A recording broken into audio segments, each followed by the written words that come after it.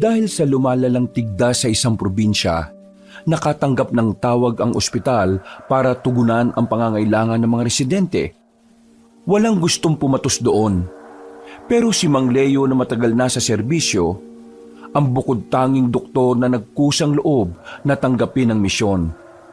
Kasama ng kanyang dalawang alalay, si Renan at Diego, tumungo sila sa nasabing probinsya. Pinuntahan nila ang isang baryo na kung saan halos lahat ng bata roon ay meron na ring tigdas. Mabuti na lamang ay eksperto si Mang Leo roon. Kaya ilang araw lang natapos na rin nila ang panggagamot. Uuwi na sana sila nang bigla silang harangin ng mga aswang. Dinukot silang tatlo. Dinala sila sa lugar ng mga aswang. At doon, pinilit silang gamutin ang isang lalaking may sakit. Nakalaunan, malalaman pala nilang supremo ito ng mga aswang. Kahit na alam nilang mabangis at magdudulot ng gulo ang supremo, sinunod pa rin ng doktor ang tungkulin. Ginamot niya ang supremo. Nang gumaling ito, nagsimula ng maghasik ng lagim ang mga aswang. Ano nga kaya ang gagawin nila Renan ngayong magaling na ang supremo ng mga aswang? Magagawa nga kaya nilang talunin ang mga yon? Gayong mga pangkaraniwang tao lamang sila. Makalabas ba kaya sila sa probinsyang yon? O baka doon na rin sila mamamatay? Ang mga katanungan ay masasagot dito lang sa nag-iisang channel na tambayan ng lahat. Ang mga kwento ni Kap Banong.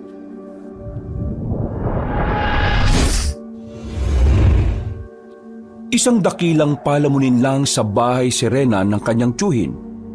Wala siyang ibang ginagawa kundi ang kumain at matulog.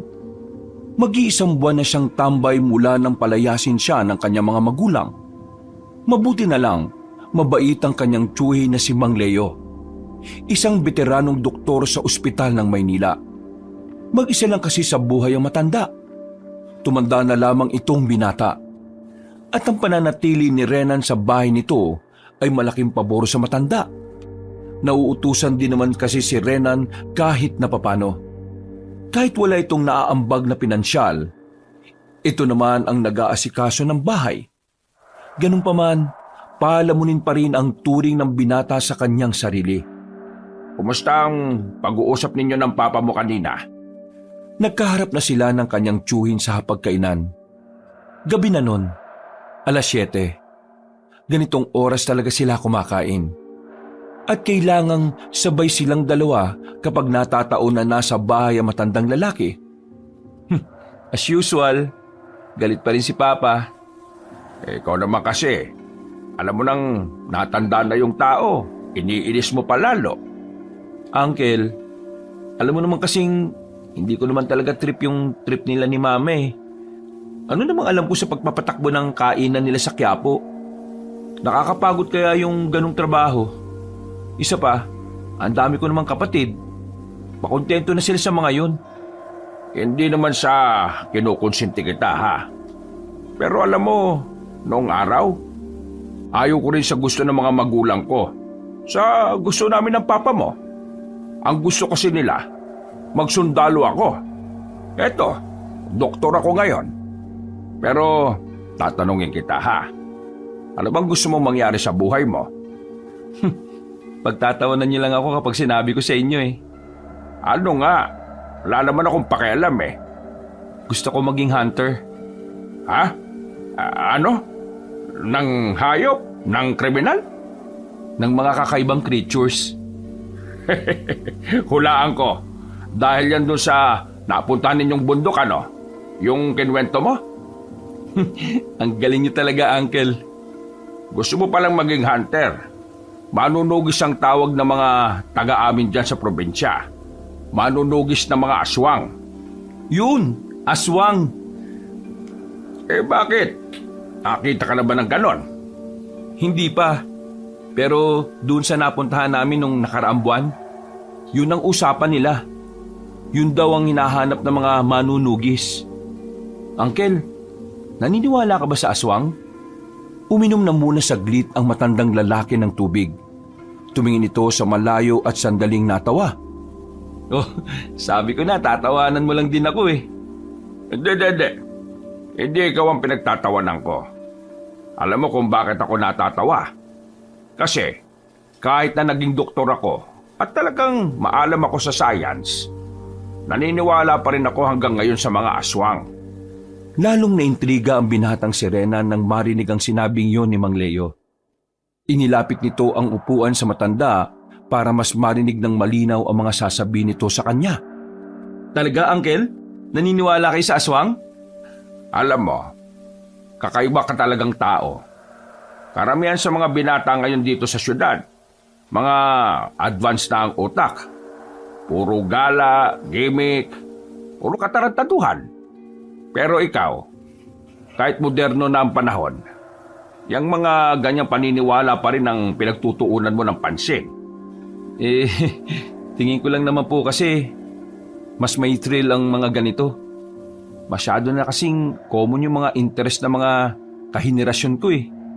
Well, for me, totoo mga aswang. Naalala ko pa noong napasama rin ako sa isang volunteer team.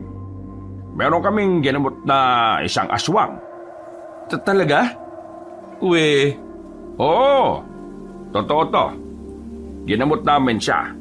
Tapos saka lang namin nalaman na aswang siya nung makita siya ng isa naming intern na lumipad siya paalis.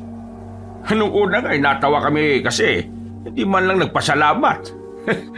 Pero kalaunan, kinilabutan din kami kasi napagtanto nga namin na aswang ang isang yon. Anong ginawa nyo?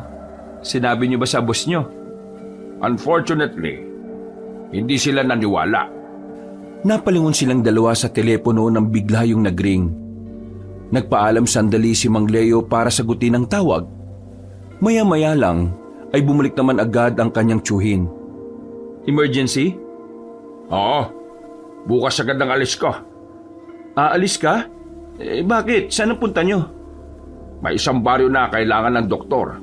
Lumalala na kasi ang tigdas ng mga bata doon sa isang probinsyang yon. Mahirap na at baka kumalat pa. Kailangan ng volunteer. Ako na pumatos. Walang may gusto eh. Di mag-isa lang kayo. Bakit walang may gusto? Di ba sinabi ko kanina yung tungkol sa aswang? Na-trauma na sila. Nag-alala sila na baka maulit na naman yung nangyari. Sila pa rin naman ang kasama ko ngayon sa departamento namin eh. Uncle, gusto ko sanang sumama. Ano? Sigurado ka ba? Anong gagawin mo ron? Di maging utusan nyo. Sigurado akong kailangan nyo ng mautusan doon. Abay sige, sumama ka. Pero mas maganda sana kung dalawa. Ayos, may kilala ako. Paalala ko lang ha, di alam ng ospital to. At ang sabi lang, konsulta muna ang gagawin ko. Babalik ako roon kapag nalaman ko na kung bakit nangyari ang mga yon. Baka sa pagbalik ko, may mga kasama na akong iba. Walang problema, Uncle. Ang mahalaga naman sa akin masamahan kita ngayon. Sige, sabi mo eh. Maya-maya lang ay natapos na silang kumain. Nakatulog ng maaga si Renan. Kinabukasan, kinontak niya agad ang kaibigang si Diego. Kagaya niya, pasaway rin ito sa mga magulang. Agad na pumayag ang binatang si Diego. Kaya naman sigurado ng dalawa sila ang makakasama ng doktor na si Mang Leo. Hapon nang dumating si Leo sa bahay, nakahanda na rin si Renan. Dahil ayon kay Mang Leo, gabi silang aalis. Para madaling araw lang makakarating na agad sila sa probinsyang yon. Hindi naman yun sobrang layo sa Maynila. Nasa Luzon lang din naman kaya magdamagang biyahe lang ang kailangan nilang gawin. Buti na lang, isinama ako ni Mang Leo. Buryong-buryong na ako ron eh. Nakakaboring ba maging pahalamunin? Oo pre, sobrang nakakaboring. Ikaw ba, hindi ka naboboring? Malamang hindi. Oh, nandiyan na pala si Uncle. Mabuti naman at nakahanda na rin kayo. Mag-ayos lang ako at aalis na rin tayo ha. Ito bang kaibigan mo ang isasama mo? Opo, ako po yun. Ayaw ko ng loko-loko ron ha. Tumango na lamang ang dalawang binata. Maya-maya pa, natapos na rin ang matandang si Leo sa kanyang paghahanda. Gamit ang sasakyan ng matandang doktor, bumiyahe na rin sila dakong 8:00. Ito ang unang pagkakataon na makakasama si Renan sa trabaho ng kanyang tiyuhin. Wala siyang kaalam-alam kung ano ang mga ginagawa ni Mang Leo bilang doktor. Basta ang alam lamang ng binata ay nagliligtas ng buhay ang matandang lalaki. Renan, palitan lang tayo ng maneho ha. Alam mo namang medyo may edad na ako. Baka antukin ako sa biyahe. Langit talaga ang final decision natin kapag nangyaring nakatulog ako. Wala naman ng problema, Uncle. Marunong naman po ako magmaneho eh. Mga 10 oras yata ang biyahe natin eh. Kung hapon sana tayo nakalis, baka bago sana mag-umaga nandun na tayo. Kaso, gabi na tayo nakalis eh. Baka umagahin na tayo. Pero, depende kung hindi tayo matatraffic sa EDSA ha. Ayos lang naman ho. Sanay naman kami sa galaan eh. Hindi ito basta galaan ha. Trabaho ito. At huwag kayong aasa na malaking kita rito kasi volunteer work lang ito. Masaya na kami ni Renan na makagala kaming dalawa. Ay basta lahat lang nagsasabihin ko sa inyo, sundin nyo lang. At huwag na lang kayong masyadong makikipag-usap sa mga di nyo kilala. Hindi natin kilala kung anong klaseng mga tao ang naroroon. Tumango na lamang ang dalawang binata. Makalipas ang 3 oras, si Renan na rin ang pumalit sa pagmamaneho. Buhay na buhay ang diwa ng binata. Si Mang Leo at Diego ay mahimbing na ang pagkakatulog. Mga bandang 4:00, nakarating na rin sila sa bukana ng probinsya na kanilang pupuntahan. Ginising na rin niya ang dalawa. Sarap ng tulog ah. Nakangapa tong si Diego. Ay, ganda kasi ng panaginip ko, pre. Ay, marami daw akong kasamang babae sa loob ng kwarto. Wow, swerte. Sana all. Mga babaeng kambing. Ay, sira ulo. Bigla silang nanahimik nang itigil ni Renan ang sasakyan sa gilid bago sila dumaan ng tulay. Nagtataka si Mang Leo at Diego. Nakikita nila sa refleksyon ng salamin na parang nagulat ang binata. Ah, bakit, Renan? May problema ba? Uncle, wala na bang ibang daan? Meron, pero nilagpasan na natin yun eh. Ang layo na. Bakit ba? May nakita kasi ako sa tulay na yan eh. Lalaki may pakpak. Lumipad papuntang ilalim ng tulay. Agad na tinapik ni Diego ng malakas ang balikat ni Renan. Akala kasi ng binata ay pinagtitripan lang sila ni Renan para mas magising ang kanilang diwa. Uy, maayos ka nga. Hindi, pre. Di ako nagbibiro. Uncle, nakita ko talaga. Diretso mo na lang. Sigurado ka ba, Uncle? Oo, diretso mo. Hayaan mo sila. Hindi ba aswang yon? Aswang man sila o ano, basta diretso mo. Hindi ka dapat magpakita ng takot. Ha? Seryoso ba kayo? Pinatatayo nyo balahibo ko eh. Ano sa tingin mo? Nagbibiro ako? Sige na, yabante mo. Marahang pinatakbo ni Renan ng sasakyan. Noong mga sandaling yon ay nanlalamig na sa kaba ang kanyang palad. Nang nasa tulay na sila, naririnig pa nila sa labas ang mga kakaibang tunog na nanggagaling sa kung saan. Maya-maya pa, meron na rin silang naririnig na pagaspas ng pakpak. Dinig na dinig nila kahit na nakasarado naman ang lahat ng bintana. Ano yun? Mang Leo, totoo ba na aswang yun? Gusto mo ba malaman? Pwede ka namang lumabas.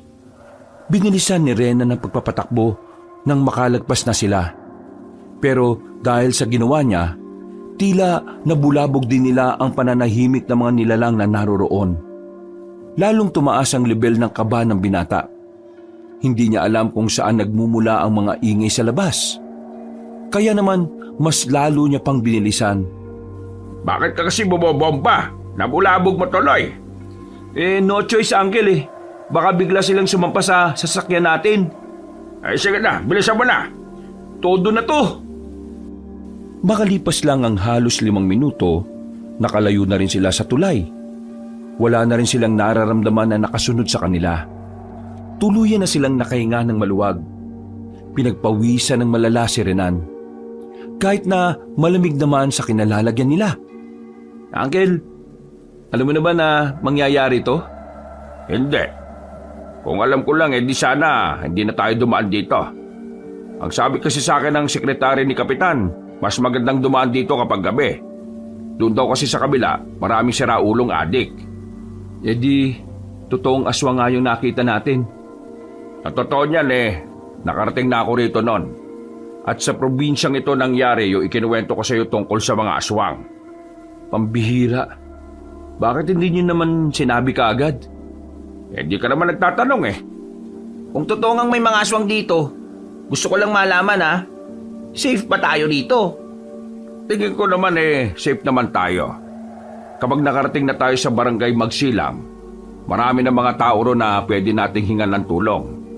Pero ito lang ipapakiusap ko sa inyo Huwag na muna kayo maingay na may nakita tayong mga aswang. Wala tayong alam kung ano ang opinyon nila sa bagay na yon. Mga dakong 6:00 na nang maratingan nila ang barangay Magsilang. Tumigil na muna sila sa labas ng barangay at kinontak ang kapitan. Pahirapan din ang signal doon, kaya inabot pa ng ilang minuto si Mang Leo. Sino bang tinatawagan ng uncle mo? Yung kapitan ng barangay na yan. Hindi kasi tayo pwedeng pumasok agad Dapat may abiso ng kapitan. Baka mamaya, kuyugin tayo ng mga tao. Mapagkamalan pa tayong mayayaman na naghahanap ng lupang mabibili. Mukha namang ayos ang barangay na ito. Sementado na rin pala ang mga bahay. Pero makakalayo nga lang. Ganito talaga sa probinsya, pre. Layo-layo ang mga bahay. Buti nga rito, may supply na ng kuryente. Sa iba, wala. Hoy, kayong dalawa. Pasok na sa sasakyan. Sumagot na si Kapitana. Agad silang bumalik ng sasakyan at pumasok na rin sa barangay. Dumiretso sila sa barangay hall.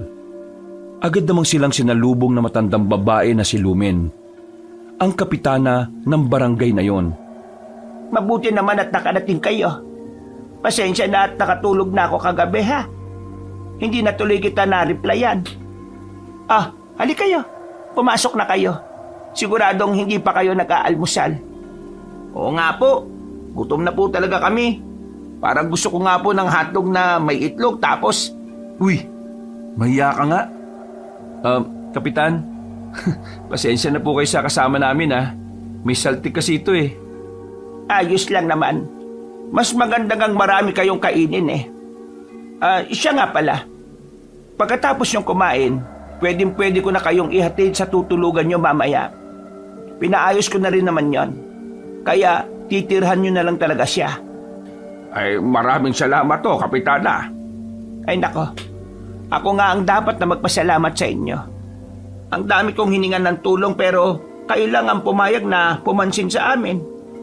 Nako, ganun po kasi talaga Sa panahon kasi ngayon, bibihira na lang ang mga volunteer na doktor.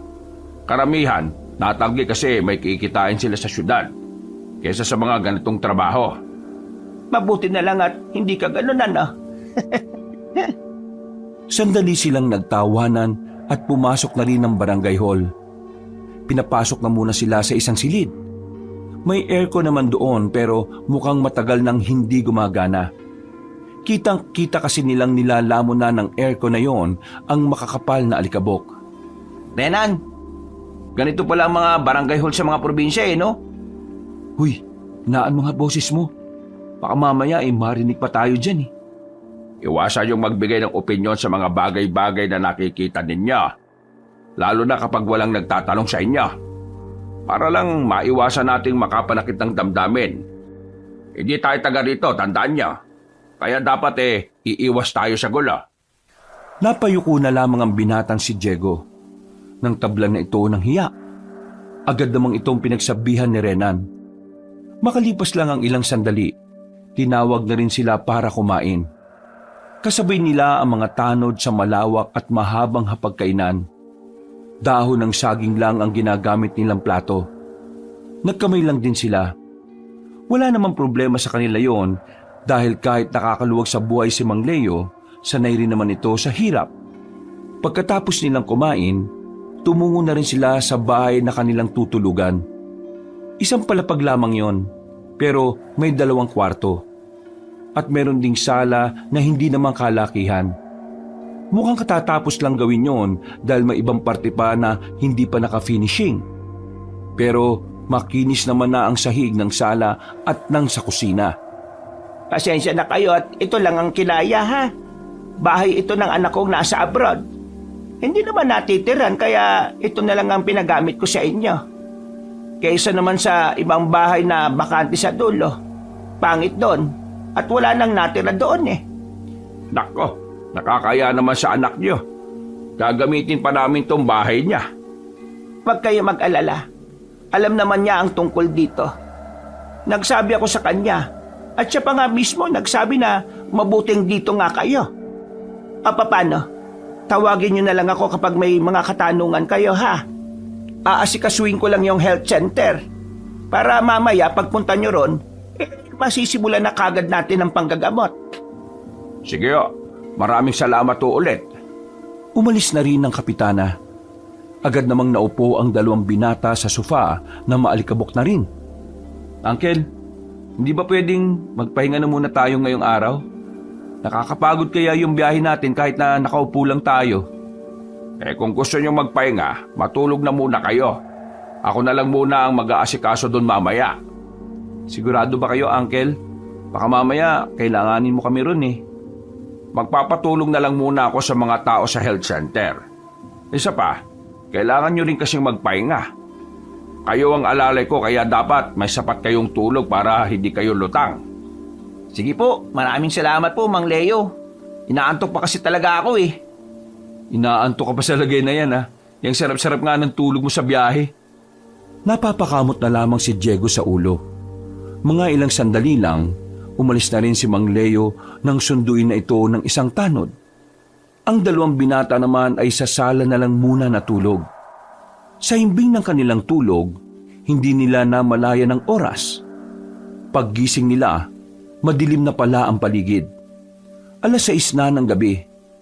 Agad na napabangon si Renan at pinagtatatapik sa mukha si Diego. Uy, gising! Gagi, ginabi na tayo ng gising oh. Ha? Gabi na, anong ha? Humangon ka na. Sumunod na tayo sa health center, dali!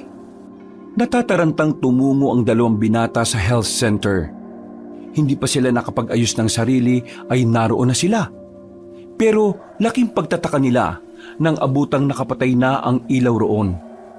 Wala ng katao-tao. Lumapit pa sila. Nakakandado na ang pintuan. Napapaisip ang 2 kung saan nagtungo si Mang Leo. Gayong wala naman itong ibang pupuntahan sa lugar na yon.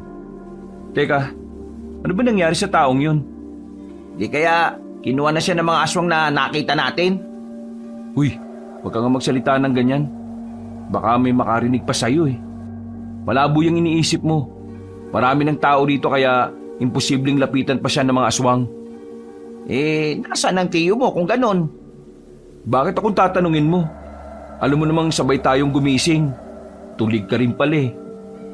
Di ang mabuti pa. Pumunta tayo sa barangay at tanungin natin si Kapitan. Buti naman at may naisip ka rin matino ano. Wala silang sinayang na pagkakataon. Tinakbo na nila ang daan patungo sa barangay hall.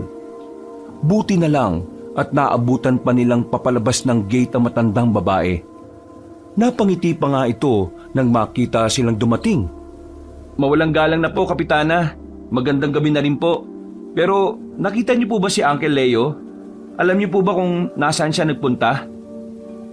Si Leo ba? Hindi pa ba nakakauwi?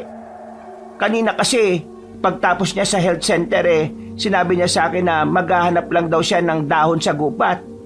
Malapit lang naman ang gubat dito kaya sabi ko, sige. Alam ko kasing makakauwi siya agad. Pero wala pa pala siya. Wala pa rin po kasi. Kakagising lang din po namin. Kaya wala rin po kaming alam. Di bale, kami na lang po maghanap. Masasama ko na lang kayo sa mga tanod ko. Ay, wag na po. Nakakaya naman po. Alam ko rin naman pong pagod sila ngayong araw. Hayaan na lang po natin sila makapagpahinga. Maana ka talaga sa tiyuhin mo. Mabait. O sige, balitaan niyo na lang ako kapag nahanap niyo na si Leo. Maraming salamat po ulit. Dali-daling tumakbo ang dalawa sa direksyon na itinuro sa kanila ng kapitana. Kahit medyo madilim na, ay hindi sila nakaramdam ng takot. Ang mahalaga na lamang sa kanila ay mahanap ang matandang si Mang Leo. Pero halos 10 minuto na silang naghahanap sa gubat ay wala naman silang makitang kahit anino man lang na matandang doktor. Hindi na sila lumayo pa dahil nababahala sila na baka hindi na sila makabalik.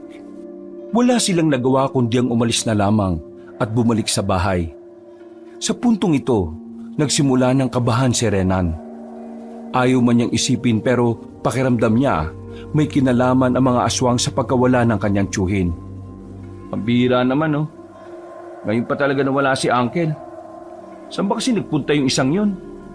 Baka nga nakuha na siya ng aswang.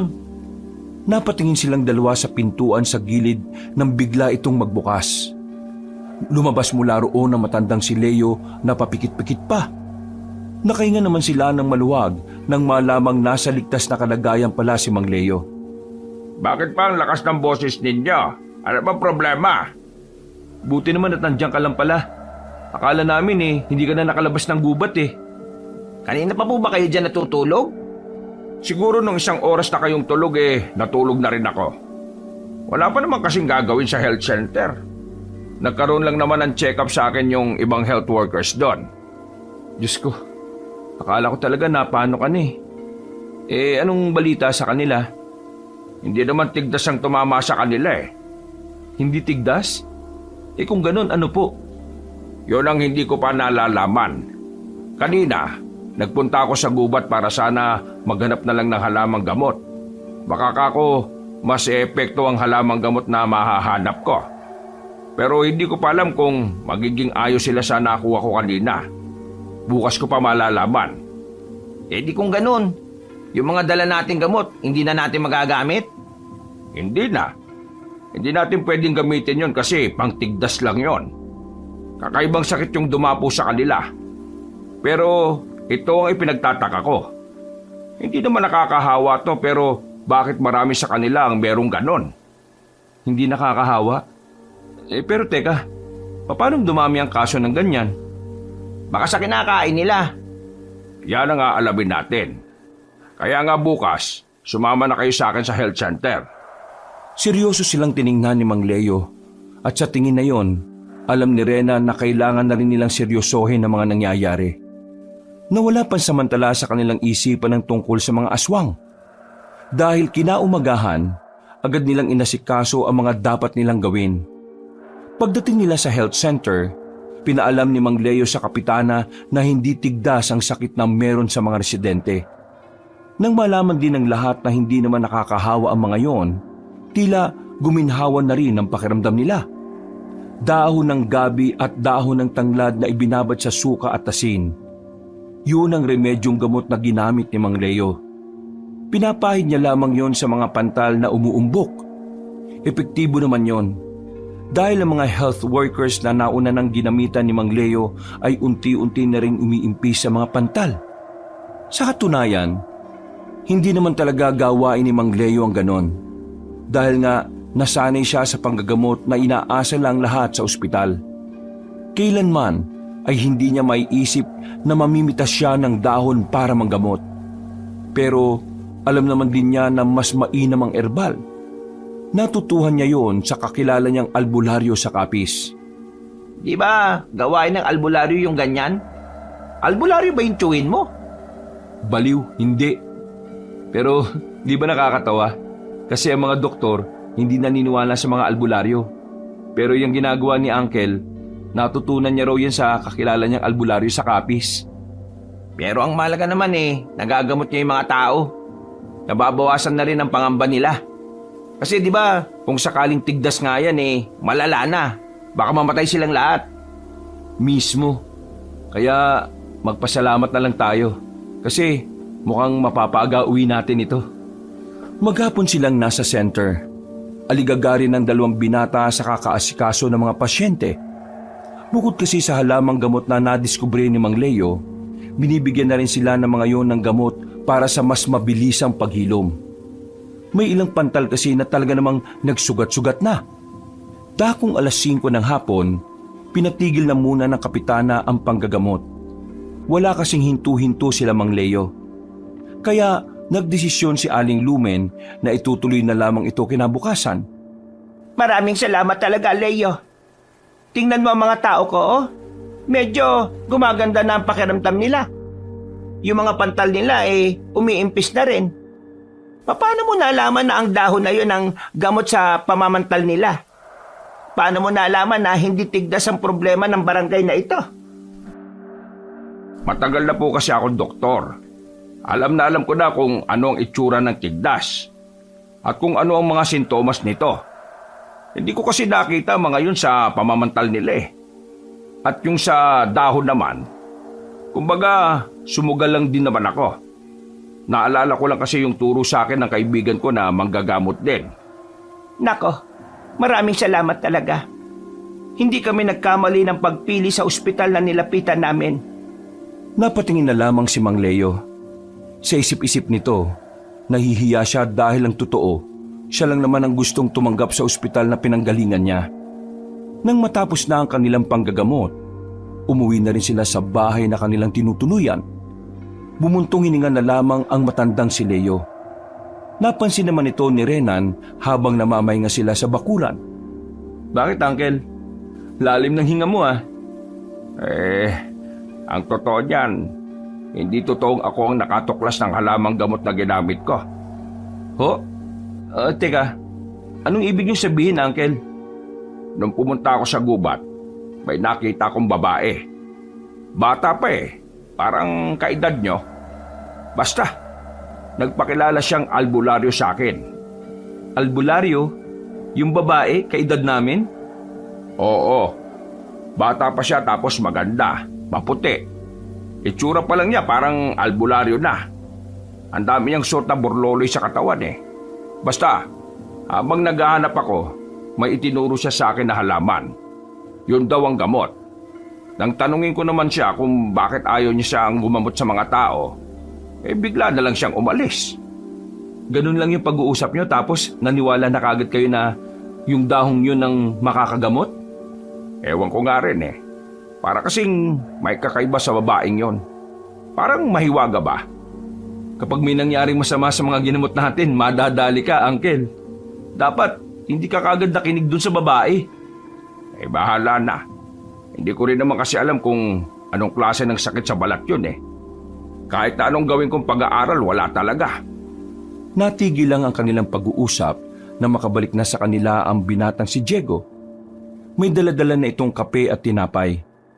Nagmeryenda na lamang sila nung panahon na yon. At pagkatapos, naligo na rin sila. Dakong 9:00 ng gabi, nagpapantok na lamang sila nung oras na yon. Sabay-sabay silang napabangon nang may marinig silang malakas na sigaw. Parang nanggagaling yon sa kagubatan. Noong mga sandaling yon, para bang sila lang ang nakakarinig. Hindi nila napigilan ng mga sarili nila. Lumabas sila ng bahay at tinanap kung saan nagmumula ang sigaw ng babae. Maya-maya pa, nakita nila yon sa ilalim ng punong mangga. Takot na takot at nakayakap pa sa sariling mga tuhod. Nang tanungin nila yon, nalaman nilang nanghuhuli pala ng bayawak ang babae para ipambenta. Bigla na lamang daw may umatake na aswang sa kanya. Buti na lamang ay merong dumating para iligtas siya. Isang babae rin. Yun ang sinasabi nito sa kanila na dumating. Sige na, umalis ka na rito. Iligtas mo ang sarili mo. Doon ka dumaan, no? Ilang minuto nang tumatakbo ang babae. May isa pang babae ang dumating. May dala-dala pa itong gasera. Kaya naman, nakakilala agad ni Mang Leo ang dalaga. Isang aswang ang umatake sa babaeng yon. Kung hindi niyo pa alam, sa lugar na ito, meron talagang aswang. Teka, ikaw yung babae na nagpakilalang albularyo. Hindi ako pwedeng magkamali. Oo, ako nga. At ako ang nagbabantay sa barangay na ito. Hindi mo pa sinasagot ang tanong ko. Bakit hindi na lang ikaw ang gumamot sa mga taong nandito? Nanay ko ang kapitan ng barangay. Matagal na akong umalis sa lugar na ito. Pero ang hindi niya alam, nandito lang ako at nagbabantay sa kanila. Hindi ako pwedeng lumapit sa kanya o sa kahit na sino man na may ugnayan sa kanya. Kapag ginawa ko yun, mas lalong magkakaroon ng dahilan ng mga aswang para lumitaw. Para mas mapahamak pa ang barangay na ito ng dahil sa akin. Sinasabi mo bang nakabantay lang din ng mga aswang dito? Na kapag nakita nilang nakikialam ka na, gagawa na rin sila ng hakbang? Mismo, yun nga. Pero, yung sakit ng mga tao, may kinalaman din ba rito mga aswang? Sila ang gumawa nun. Nung nakaraan, may mga dumayo mula sa malayong lugar. Namigay sila ng manok. At ang mga manok na yon ay may dalang sakit. Yun ang sakit na meron ng mga tao ngayon. Ang sakit na yon ay nagdudulot ng pantal na parang tigdas. Pero habang lumalala ang pantal sa balat ng tao, mas nagiging mabango ang mga taong meron ito sa pang-amoy ng mga aswang. Sa ibang sabi, ginawa nila ang sakit na yun para mas maging masarap ang mga taong makakain nila. Kumbaga, parang pinahihinog lang nila ang mga tao at kakainin na rin nila sa tamang oras? Oo, ganun talaga ang balak nila. Kaya ngayong unti-unti nang gumagaling ang mga tao, nasisiguro kong gagawa na sila ng paraan para makakain. Pero maraming salamat sa inyo. Kung di kayo dumating, baka di ko nasabi kung ano ang gamot. Sadyang di lang talaga ako pwedeng lumapit. Kasi kung una pa lang lumapit na ako sa nanay ko, baka namatay sila kagad lahat. Ang isipin na lang natin ngayon papaanong malalagay sa magandang sitwasyon ng mga tao. Sa totoo lang, naniniwala rin naman kaming may aswang. Sa katunayan, bago kami makarating dito, may mga nakita kaming aswang. Hinabol pa nga kami. Buti na lang hindi kami naabutan. Nilagay niyo ang sarili niyo sa panganib. Ang lugar na ito ay dati pang pasyalan ng mga aswang. Hindi lang sinasabi sa inyo ng nanay ko dahil baka hindi kayo tumuloy. Kung ako sa inyo, umalis na kagad kayo bago pa lumala ang sitwasyon. Sa ginawa niyong panggagamot, nasisiguro kong magagalit ang mga aswang at pag-iinitan nila kayo. Pambira naman oh. Kami na nga nagmamagandang loob, kami pa nalagay sa peligro. Uy, maayos nga sa mga sinasabi mo. Kapag nasiguro kong magaling na ang lahat ng mga tao, saka kami aalis. Sa ngayon kailangan lang muna namin na mag-ingat. May mangilan-ngilan pang hindi nalulunasan. Bukas ng gabi, pumunta kayo rito. Meron akong ibibigay sa inyo ng mga pangontra. Para kapag nilapitan kayo ng mga aswang, hindi nila kayo mahawakan. Maganda nang sigurado tayo. O siya, sige. Maraming salamat sa mga sinabi mo. Sige na, umalis na kayo. Huwag na kayong lalabas muna ng bahay kapag gabi, ha? Teka, ano ba pangalan mo? Rumina. Rumina ang pangalan ko. Ako naman si Leo. At itong dalawang kasama ko naman si Renan at Diego. Tumango na lamang ang dalaga. Naghiwalay na rin sila ng landas ng mga sandaling yon. Pag-uwi nila sa kanilang bahay, nawala na ang kanilang antok. Napapaisip sila sa mga nangyayari. Hindi kasi talaga nila inaasahan na ganung problema ang dadatnan nila. Hindi lang kasi basta problema. Malala na rin ito. Uncle, tingin nyo, in 3 days magiging okay na silang lahat? Sana. Sana nga maging okay na rin ang mga tao rito. Gusto ko na rin makaalis Naalala ko naman tuloy yung naranasan namin noon. Buong akala ko, isolated na pangyayari lang yun. Normal pala talaga yun dito. Dapat talaga nakabantay na tayo sa lahat ng makakarap natin. Maging stricto din tayo sa mga kinakain natin. Yung mga residente, nagkaganon dahil sa mga kinain nila Napapailing na lamang si Renan. Kinabukasan, mga wala pa silang matinong tulog nang sinimulan na nila ulit ang panggagamot. Habang ginagawa nila yon, dakong 10:00 ng umaga, meron na silang mga napapansing pabalik-balik sa tapat ng health center. Kahinahinala para sa kanila ang tingin ng dalawang lalaki. Hindi mapakali. Tingin ng tingin sa kanila. Para bang minumukhaan sila. Pre, tingnan mo yung dalawang lalaki sa likuran Kanina pa pabalik-balik dito yan. Sige, diyan ka lang. Bakit? Anong gagawin mo? Lalapitan ko. Sandaling binitiwan ni Renan ang mga hawak niya. Nang mapansin ng dalawang lalaki na lalapitan na sila, nagmamadaling umalis sa mga yun. Susundan sana ni Renan, pero meron siyang nakabanggaan na matandang lalaki. Puti na ang buhok nito. Hindi pa naman mukhang mahina. Nakakatayo pa naman na maayos. Pero sige ito ubo ng ubo. Napahawak pa nga ang matanda sa bakuran. Inalalayan ito ni Renan. Ayos lang po kayo? Masama ang pakiramdam ko. Kailangan ko ng gamot. Sige ho, dito lang po muna kayo. Papasok lang ako sa loob. Kakausapin ko si Uncle at hahanapan ko kayo ng gamot ninyo.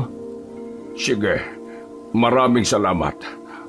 Tumingin sa kanya ng seryoso ang matanda. Namumungay na ang mga mata nito kaya nasisiguro niyang masama talaga ang pakiramdam nito. Nagmamadaling umalis si Renan. Pinunta niya si Mang Leo. Nang sabihin na matanda kung nasaan nakalagay ang gamot, nagmamadali na niyang kinuha yun. Ang kaso nga lang, pagbalik niya sa labas ay hindi na niya inabutan ng matandang lalaki. Teka, saan nagpunta yung matandang yun? Sabi niya kailangan niya ng gamot, tapos biglang nawala.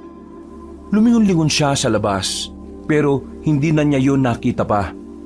Napapakamot na lamang sa ulo si Renan. Bumalik na lamang siya sa loob at pinagpatuloy ang pagtulong sa kanyang tiyuhin. Maghapon silang ng gamot. Dakong 6:00 na sila natapos.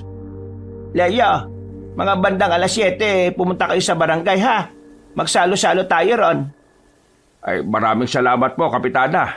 Sige po, paliligo lang po kaming 3. Pasasalamat ko ito sa inyo dahil yung mga nauna niyong ginamot ay gumaling na. Maraming salamat po talaga. Ay, wag po kayo sa akin magpasalamat. Pero hindi bale, mas gagaling na silang lahat. Ipagdasal na lang natin sa Panginoong Diyos.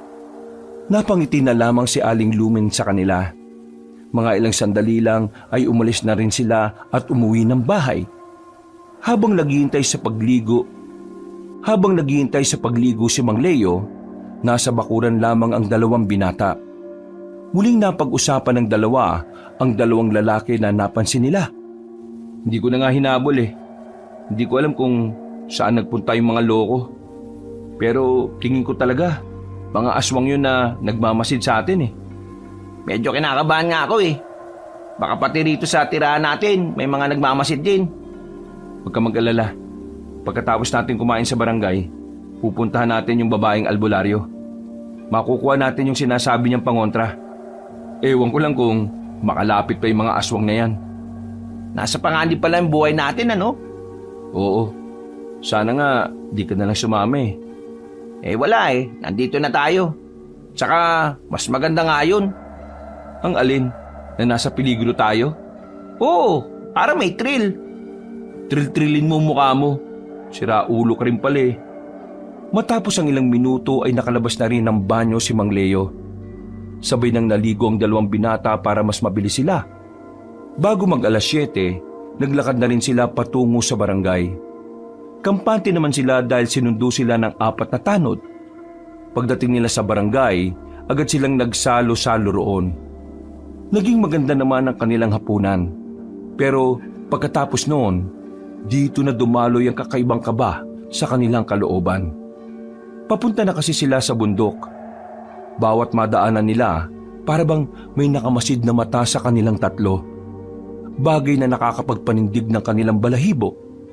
Malapit na sila sa kagubatan nang biglang may nakita silang matandang nakahandusay sa sahig. Wala na itong malay.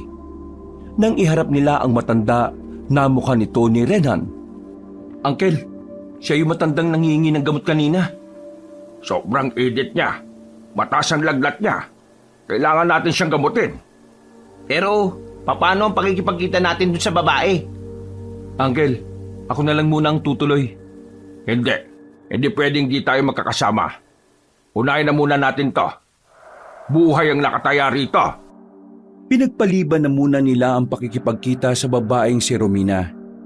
Inuna nila ang matandang tila naghihingalo na. Nung mga sandaling yon, naisipan ni Mang Leo na dumiretso sa health center. Mabuti na lamang ay naabutan pa nila ang nangangalaga roon kaya nakiusap silang gamitin muna ang lugar. Pumayag naman yon dahil emergency. Noong mga sandaling yon, mas lalo nang tumaas ang lagnat na matandang lalaki. Hindi alam ni Mang Leo kung ano ang dahilan, kaya ang una nitong ginawa, sinuri nito ang buong katawan. Uncle, anong gagawin natin? Ano bang sakit niya? Hindi ko pa rin alam. Mabilis ang tibok ng puso niya eh. Mataas ang lagnat. Kaya hindi kakayanin na malaman agad ngayon kung ano ang rason na mataas niyang lagnat. Gising na siya oh. Manong, anong nangyari sa inyo? Bakit kayo nilalagnat? Hindi agad nagsalita ang matanda. Tila kinikilala muna sila nito. Manong, isa akong doktor. Sabi mo sa akin kung anong nararamdaman mo at matutulungan kita. Yung hita ko, may bukol. Pakiusap, tulungan niyo akong alisin. Saan bang hita? Sa kanan, dito sa kanan. Agad nilang tiningnan ang hita na matanda. Pagtingin nga nila roon, nakita nila ang malaking bukol. Ayon sa matandang pasyente, bigla na lamang yung tumubo. Nasa 5 minuto lamang na sinuri ni Mang Leo ang bukol, tila malaking sugal ang ginawa niya noong mga sandaling yon. Hindi kasi siya sigurado kung ano ang nasa loob ng bukol at hindi rin naman niya expertise ang surgery. Pero sa puntong ito, wala na siyang magagawa. Kailangan niyang isugal ang pagkakataon dahil mamamatay ang matanda sa sobrang sakit kapag wala silang ginawa. Kinuha ni Mang Leo ang mga kagamitan na magagamit niya. Wala nang pampamanhid. Hiniwa na agad niya ang bukol. Lumabas mula roon ang mga nana. Isa pala itong namuong dugo na nabalutan ng nana, na kapag hindi natanggal ay maaaring magdulot ng cancer. Maingat na inalis ni Mang Leo ang bukol. Nilinis na rin niya yon at tinanggal ang mga nana. Wala pang 20 minuto, tinatahinan niya ang hita na matanda. Hindi rin kasi pwedeng matagal na nakabukas ang hita nito dahil baka mas lalo lang itong maimpeksyon. Natanggal ko na ang bukol. Nalinis ko na rin ang sugat. Sabihin mo sa akin ngayon, nabawasan ba yung sakit ng hita mo? Oo, nabawasan. Hindi na kasing sakit ng kanina. Nagagalaw ko na rin ang hita ko. Okay, sige. Dumito ka na muna sa center. Kailangan mo makapagpahinga. Mamaya, kukuha pa ako ng mga gamot sa bahay. Iinumin mo yon 3 beses sa isang araw para mas madali yang maghilom. Tagasan po ba yung pamilya nyo? Para ipasundo na lang po namin kayo bukas ng umaga. Wala. Wala akong pamilya. Kahit po mga kakilala nyo, wala. Wala. Wala na kahit na ano. Hayaan nyo na muna siya makapagpahinga. Renan, Diego. Dumito na muna kayo. Kukuha lang ako ng gamot. Sige po, Uncle. Nagmamadaling umalis sa matandang si Leo. Naiwan ng 2 binata para bantayan ang matandang pasyente. Nakaupo lamang sila sa tapat ng health center habang naghihintay. Hindi nila maiwasang hindi kabahan dahil madilim na sa labas. Wala na ring katao-tao. Nag-aalala rin sila para sa kaligtasan ni Mang Leo dahil mag-isa lang itong maglalakad. Sigurado ka bang ayos lang tiyo mo? Oo, sabi niya kaya niya na yun. Bakit? Kung susunod ba ako sa kanya kaya mo rito? Hindi. Tingnan mo nga oh. Nakakatakot tong health center. Kapag gabi, akala mo abandonadong bahay na makikita lang sa mga horror movies. Ang OA mo naman. Tara, pumasok na lang tayo sa loob. Baka gising na si Manong. Umupo na lamang sila sa tapat ng kama ng matandang lalaki. Tahimik lang silang nakatingin doon. Medyo napapatagal na rin si Mang Leo kaya medyo napapaisip na rin si Renan. Maya-maya pa, narinig nilang bumukas ang gate sa labas. Napatayo na sila nang akalaing si Mang Leo na ang papasok. Pero nabigla sila nang makitang may 7 lalaking pumasok sa loob. Halos lahat ng mga yon ay kulay pula ang mga mata. Namumutla ang mga balat. Teka, sino ba kayo? Saan niyo siya dadalhin? Hinawakan ni Renan sa braso ang lalaking malapit sa kanya. Naramdaman niya ang kakaibang lamig ng balat nito. Nang tumingin yun sa kanya, nakaramdam siya ng matinding kilabot. Sobrang sama ng tingin ng lalaki. Parang kulang na lang ay sakmali na siya nito. Hindi niyo ba ako narinig? Saan niyo? Wala kang pakialam. Kung gusto mo pang mabuhay, manahimik ka na lang. Aba, ang angas mo rin ano? Pre, hayaan mo na. Sino ba kayo? Huwag mo nang alamin kung gusto mong magtagal pa sa kinatatayuan mo. Ginagamot ng uncle ko yung matandang yan. Tapos kukunin niyo lang basta-basta? Sino ba kayo? Kamag-anak ba kayo ng matandang yan? Hindi na sumagot pa ang lalaki. Tumingin lang ito ng masama kay Renan. Nang makaramdam na ng kaba si Renan, ay hindi na rin siya nagsalita pa. Napansin kasi niya ang kakaibang kulay na pula ng mga mata ng mga yon. Binuhat ng mga kalalakihan na matandang pasyente. Lumabas ang mga yon at saka dali-daling umalis. Laking pagtataka nga nila dahil nang sundan nila sa labas, nakita nilang nawala na lang na parang bula ang mga lalaki at tangay ang matanda. Ha? Wala naman sasakyan na dala pero bakit nawala ka agad? Pre, di kaya yung lalaking yun eh. Ano? Mga aswang, pre? Ha? Napalingon sila nang makitang kadarating lang din ni Mang Leo. Dala-dala na nito ang mga gamot na kakailanganin ng matanda. Oh, bakit nandito kayo sa labas? Sabi ko bantayan niyo yung matanda. Uncle, yung matanda kasi. O ano, bakit ano nangyari? Yung matanda kasi, kinuha po ng 7 lalaki na bigla na lang pumasok dito. Ano? Hindi naniwala si Mang Leo at talagang pumasok pa ito sa loob. Pero wala na matanda sa kama. Napailamos na lamang ang matandang si Leo. Ang sabi ko bantayan niyo Bakit niyo hinayaan makuha nila? Aswang yung mga kumuha eh. Natigilan si Mang Leo. Napasandal na lamang ito sa gilid. Napapailing at bakas ang pagiging dismayado. Ano? Aswang? Mapuputla silang lahat. Tapos, namumula ang mga mata. Meron din silang hindi magandang amoy. Parang malansi. Uncle, tingin ko kailangan na natin makipagkita dun sa babae. Kailangan niya itong malaman. Baka magawan pa natin ng paraan na mabawi yung matanda. Wala na silang sinayang na pagkakataon. Agad-agad nilang nilisan ang lugar na yon. Kahit na madilim na ang kanilang dinaraanan, hindi na nila yun inintindi pa. Ang mahalaga na lamang sa kanila ay ang makausap agad ang babaeng albularyo na si Romina. Nang nasa kagubatan na sila, hindi nila inabutan ng babae. Palagay nila, umalis na yon dahil sa halos 2 oras na rin silang huli sa napag-usapang oras. Wala na yun dito. Ang mabuti pa siguro umalis na lang tayo. Bukas na lang natin balikan. Tama po si Renan. Medyo nakakatakot na rin kasi itong kinalalagyan natin eh. Sige na, mauna na kayo. Uncle, hindi pwede. Kailangan magkakasama tayong uuwi. Hindi ka ba natatakot dito? Ang dilim-dilim? Kailangan nating mapaalam sa babae ang nangyari. Kung hindi, baka bukas mas maraming tao pa ang kunin nila. Wala na nga siya, Uncle eh. Kanina pa umalis yun. Ang mabuti pa, bukas na lang natin siya balikan. Ha? Napatigil ang pagsasalita ni Renan nang biglang may humila ng paa niya. Naramdaman niya ang matulis na kuko na tumusok sa kanyang binti. Hinila siya papasok sa halamanan. Nang bitiwan na siya, kahit madilim ay alam niyang aswang ang nasa harapan niya. Aswang! Uncle! May aswang dito! Papunta na kami! Wag! Wag! Ang dami nila! Hindi makagalaw ang binatang si Renan. Habang nakaupo, napansin niyang may iba pang aswang ang lumalabas mula sa gilid. Hindi niya alam kung ilan ang mga yon. Basta palagay niya, hindi yun lalagpas ng 10. Nung mga pagkakataong yon, alam na ni Rena na maaring yun na ang huling sandali niya sa mundo.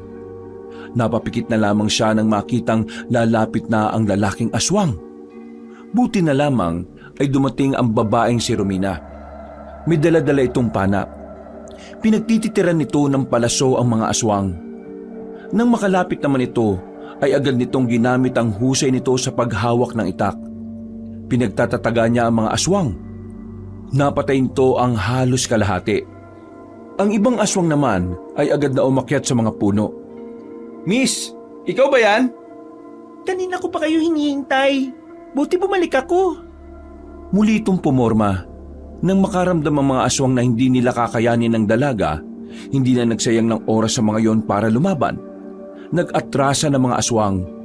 Nakahinga naman ng maluwag ang binatang si Renan. Oh, Rubina, Umalis na muna kayo rito bago tayo mag-usap. Baka may mga rumesbak pa. Sumunod kayo sa akin. Nauna nang naglakad ang dalaga. Sumunod naman sila roon. Iika-ika pang naglakad si Renan dahil nasugatan ang kanyang binti. Halos 15 minutos lang din ang nagdaan. Meron silang narating na 3 bahay. Magkakatabi ang mga yon. May malawak din bakuran. Dito ako nakatira. Ang mga kasama ko dito yung mga manunugis. Kami ang mga tumutugis sa mga aswang. Kami ang dahilan kung bakit hindi nila magawang sakupin ng barangay magsilang. Huwag kayong mag-alala. Ligtas kayo habang nandito kayo. maraming salamat. Napahawak na lamang sa dibdib si Renan. Nakahinga na rin ito ng maluwag. Ang iniisip na lamang niya ay ang kanyang sugat sa binti. Ako lang lilinis ng sugat mo, Renan. Nadala ko naman dito yung mga gamit ko eh. Sige na, umupo ka na dyan. Kukuha lang ako ng pwede nating higupin. Pasensya na Hindi kami nagpapapasok ng bagong salta sa mga bahay namin. Ayos lang naman. Naiintindihan naman namin. Halos maihina sa salwal ang binatang si Renan nang simulan na ng kanyang tiyuhin ang paglilinis ng kanyang sugat. Pawis na pawis ang binata kahit na malamig naman noong mga sandaling yon. Makalipas lang ang halos 20 minuto ay natapos na rin yun. Napasandal na lamang si Renan sa tabi ng puno. Tableya yan. Mainit-init pa. Gawa yan ng pinakamatandang manunugis sa amin nung buhay pa siya. Noong nakaraang linggo lang siya na mayapa. Mga aswang din ang may kagagawan. Sinabi mo ba talaga yan para di na kami makatanggi? Bakit ka naman tatanggi? Masarap naman ang tableya. May gatas pa oh. Lumina, may gusto rin pala kaming ikwento sa'yo. Tungkol saan? Tungkol ito sa kung bakit kami natagalan. Kanina kasi, pagtapos ng kainan sa barangay, dapat pupuntan na rin talaga kami sa'yo. Ang kaso nga lang, may matandang lalaki ang bigla na lang naming nakitang nakahandusay. Tinulungan namin siya kasi trabaho naman talaga ni Uncle na magligtas ng buhay. Dinala namin siya sa center. May bukol siya sa hita. Natanggal ni Uncle yon. Kaso nung matapos na, may mga kalalakihan na dumating. Palagay namin mga aswang yun eh. Kinuha nila yung matanda. Pinagbantaan pa kami. Dahil sa kwentong yun ni Renan, nagbago ang reaksyon ng mukha ni Romina. Nabalot ito ng pagkabahala. Kinabahan naman sila Renan dahil sa naging reaksyon nito. Bakit, Romina? May problema ba? Ginamot nyo ang supremo ng mga aswang. Ginamot nyo ang supremo ng mga aswang. Napalakas ang pagkakasabi ni Romina kaya napukaw din ito ang atensyon ng ibang kasamahan. Lumapit na rin ang mga yon. Ang iba ay masama na ang tingin sa tatlo. Supremo ng mga aswang ang matandang yon? Paano nangyari yun eh? Hinang-hina naman nun. Siya ang pumaslang sa sinasabi ko sa inyong pinakamatandang manunugis. Naglaban silang dalawa at ang bukol niya sa hita ang kasama namin ang may gawa nun. Isa yung sakit na nakamamatay na sinadyang ilagay sa supremo para mawala na siya sa mundo. Bakit nyo inalis ang bukol? Sa ginawa nyo, mas binigyan nyo lang siya ng pagkakataon na maghasik ng lagim. Ngayong magiging maayos na ulit ang supremo nila. Mas lalakas na ulit ang kanilang loob. Teka lang naman. Bakit kayo ganyan? Bakit parang kasalanan pa namin? Wala naman kaming alam sa supremo na yan. Ang unang pumasok sa isipan ko ay tulungan siya dahil kailangan niya ng tulong medikal. Ginawa ko lang ang trabaho ko. Kung alam ko lang na isa siyang aswang at pinuno siya baka binali ko pa yung prinsipyo ko bilang doktor. Pero wala talaga akong kaalam-alam Wala namang mangyayari kung sisisihin niyo pa kami. Nabiktima lang naman kami ng panloloko nila Baka sinadya nila yon dahil alam nilang may doktor na galing sa Maynila. Ang isipin na lang natin ngayon, paano natin mapaghahandaan ang pag-asik nila? Madali lang sabihin ang paghandaan, pero wala kayong alam sa tunay na nangyayari. Malakas ang supremo at wala na ngayon dito ang pwede makatalo sa kanya. Anong magagawa natin ngayon? Nangyari na. Huwag niyo kaming sisihin. Sana kasi kung di nila kami pinapunta rito, hindi naman mangyayari ang lahat ng to Tama na, Renan. Walang mangyayari kung magtuturoan tayo. Romina, wala na tayong magagawa. Kailangan natin gawin. Ang kailangan natin gawin, mag-isip kung paano natin maiiwasan ang gulo. Wala akong maisip. Buhay na ang pinuno nila. Wala nang paraan para manalo pa kaming manunugis. Maaga ka kasing nawawalan ng pag-asa eh. Hindi mo pa nga sinusubukan mag-isip. Wala ka sa kalagayan namin. Kaya kahit na kailan, hindi mo ako maintindihan. Ang mabuti pa, umuwi na lang kayo sa Maynila para hindi na kayo madamay pa. Naglakad paalis ang dalaga. Napapailing na lamang si Renan nung mga sandaling yon.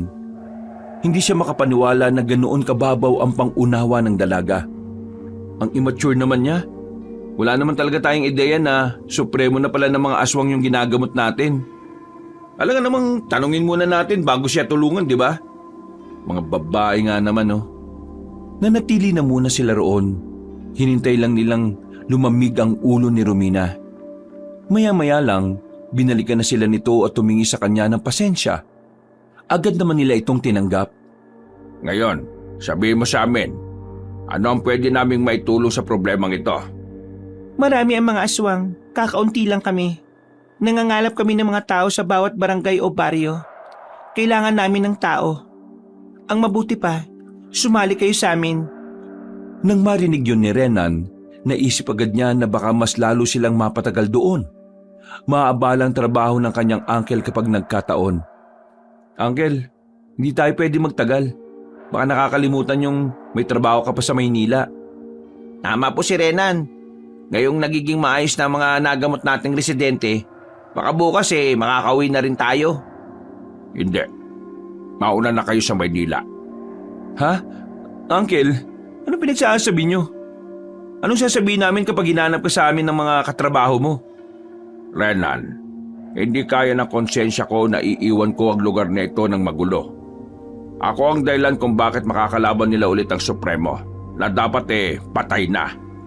Kayo naman ang nagsabi. Ginawa niyo lang ang trabaho niyo. Kaya bakit kayo makukonsensya? Sundin niyo na lang ang gusto ko. Umuwi na kayo ng Maynila at magpapaiwan ako rito. Napapailamos na lamang sa muka ang binatang si Renan. Noong mga sandaling yon, alam niyang hindi na niya mapipigilan pa ang kanyang tiyuhin. Kapag nakabuo na kasi ito ng desisyon, malabo nang magbago ang isip nito. Sige, kung yan ang gusto niyo. Mabuti naman at mabait kang bata. Batang sinasabi niyo dyan. Bumuntong hininga na lamang si Renan. Dismayado siya sa desisyon ng kanyang tiyuhin. Pero wala na siyang magagawa. Kailangan na lamang niyang tanggapin. Doon na rin sila nagpalipas ng gabi. Naglatag na lang ng kawayang papag si Romina at nagsiksika na lang sila roon. Kinaumagahan, nagkaroon na rin sila ng lakas ng loob para umalis. Bumalik na sila sa barangay Magsilang. Nang makauwi na sila sa kanilang bahay, sinimulan na ni Renan ang mag-impake. Gagamitin nila ang sasakyan ni Mang Leo sa pag-alis pagsapit ng gabi. Tahimik lamang si Renan. Hindi niya kinikibo ang kanyang tiyuhin. Masama pa rin ang kanyang loob. Gusto niya kasi talagang kasama na niya ang matanda sa pag-uwi. Alam niya kasing delikado na ang susunod na mga mangyayari. Kung noon ay gustong-gusto ni Renan ang mga ganoong bagay, ngayon ay tila kinakaayawan niya na ito ang mapagtanto niyang sobrang peligroso nito. Alam kong galit ka sa akin. Pero sana maintindihan mo, Renan. Hindi lang talaga matahimik ang kalooban ko na umalis ng ganito. Pero Uncle, sana naisip mo rin kung ano yung mga maiiwan mo sakaling mamamatay ka. Diyan sa gagawin mo. Anong alam mo sa pakikipaglaban sa mga aswang? Tutusukin mo sila ng mga gamit mo? Babatuin mo ng gamot o kaya sasampalin ng gloves? Ikaw talaga, oh. Huwag ka na magalit. Tuturuan naman ako nila Romina doon. Mang Leo, kapag namatay ka, sa akin mo na lang pamana yung kotse ha. Ayaw yata ni Renan Binatukan na lamang ni Renan ang binatang si Diego. Kinatanghalian, naging abala ang matandang doktor sa pagluluto. Habang ang dalawang binata naman ay nasa bakuran lang. Hindi pa rin matahimik ang kalooban ni Renan. Pakiramdam niya kasi ayaw niyang iwan ang kanyang tiyuhin. Habang nagmumuni-muni sa labas, Tiningnan niya ang pulseras na nakasuot sa kanyang kaliwang kamay. Isa itong maliit na tali at merong palitaw na itim na bato. Galing kay Romina. Pangontra daw sa mga aswang para hindi sila mahawakan. Parang nabibili lang natin to sa Quiapo oh. Pre, di ba yun yung lalaki nakita natin na bumuhat sa matandang ginamot ni Mang Leo? Itinuro ni Diego ang napadaan na lalaki sa harapan ng kanilang bahay. Nagmamadali nitong kinuhang itak sa likuran ng pinto. Dahil alam niyang aswang ang lalaki, ang unang pumasok sa kanyang utak ay paslang yun. Uy, anong gagawin mo? Ano pa? Eh di papatayin. Aswang yun eh. Uy, teka, uminahon ka. Hindi mo naman alam kung anong kaya niyang gawin eh. Eh di tatanong ko. Nakalis ang binatang si Renan. Hinabol niya ang lalaking naglalakad. Pero nang lumiko na yon sa isang kanto, laking pagtataka niya nang biglang wala na yun doon. Ay, pambihira naman to. Ang bilis maglakad. Bigla na lang siyang nawala eh. Nandito lang yun. Hindi ako pwede magkamali. Ako ba hinahanap niyo? Napalingon sila sa likuran. Nakita nila ang lalaking matangkad. May kalakihan ng katawan. Higit sa lahat, namumutla ang balat. Napatingin ang lalaking yon sa hawak-hawak na itak ni Renan. Sa hindi malamang dahilan, bigla na lamang itong natawa ng mahina. Nainsulto naman si Renan dahil doon. Pero pinilit niyang maging kalmado. Anong nakakatawa? Tingin mo talaga nandito ako para magamit mo sa akin yan? Anong ginagawa mo rito kung ganon? Magasi ka? Papatay ka ng tao? Narito ako para ibigay sa inyo to. Dumukot ang binatang yon ng 3 itim na medalyon. May marka ito ng imahe ng araw. Anong gagawin namin dyan? Binibigay ko ito sa inyo bilang pasasalamat ng Supremo sa pagliligtas nyo sa buhay niya. Ang medalyon na ito ang magsisilbing proteksyon ninyo. Kapag nakita ito ng aswang, hindi kayo gagalawin. Wala kang karapatang magdalawang isip. Alam kong aalis na kayo mamaya. Magagamit nyo ito para makabalik kayo sa Maynila nang walang nangyayaring masama sa inyo. Hinagis ng lalaki ang 3 medalyon at naglakad na rin yun palayo. Bago ito tuluyang makalayo, may pahabol pa itong sinabi sa kanila. Huwag na kayong makialam. Mawawalan ng bisa ang medalyon na yan kapag nakisali kayo sa gulo. Dinampot ni Rena ng 3 medalyon. Napagtanto kasi nitong mahalaga yon para sa kanila. Nang makabalik na sila ng bahay ay agad na pinakita ni Rena ng medalyon sa kanyang tiyuhin. Hindi ko na kailangan yan. Mas kailangan nyo yan. Pero binigyan na tayo ng proteksyon ng Supremo. Huwag na tayong makialam. Rena naman, nag-usap na tayo kanina. Hindi na nga mababago ang desisyon ko. Babawi ako sa kanila sa nagawa kong pagkakamali. Ay nako, bahala kayo. Diego, aalis na tayo mamaya. Kung ayaw niyang sumama, di wag. Hirap talagang kausap na matatanda kahit na kailan. Oh, saan ka naman pupunta? Magpapahangin. Kahit na medyo tirik ang araw, lumabas na lamang si Rena ng bahay. Suot-suot niya ang isang medalyon. Malakas ang kanyang loob dahil doon. Kakalakad niya, hindi na niya namalaya na nakarating na rin pala siya sa bandang dulo ng barangay. Ito ang parte na sinasabi ni Aling Lumen na may mga bahay na abandonado. Ayaw niya sanang lumapit doon, pero pakiramdam niya may kung anong bagay ang humihila sa kanya para humakbang palapit. Hanggang sa natagpuan na lamang niya ang kanyang sarili na nasa harapan na ng isang lumang bahay. Napalingon siya sa likuran na makarinig ng tinig ng isang matandang lalaki. Mabuti kang tao. Ha? Teka, ikaw yung... Oo, ako nga. Ako nga ang aswang na iniligtas ng tiyuhin mo. Anong kailangan mo sa akin? Gusto ko lamang magpasalamat ng personal. Dahil ngayon, nakakaya ko na rin maglakad. Kung hindi dahil sa tiyuhin mo, baka wala na ako ngayon. Kung alam lang ni Uncle na ikaw ang supremo ng aswang, hindi ka na sana niya tinulungan. Pero doktor ang tiyuhin mo. Hindi hahayaang mamatay ang isang nangangailangan ng tulong, di ba?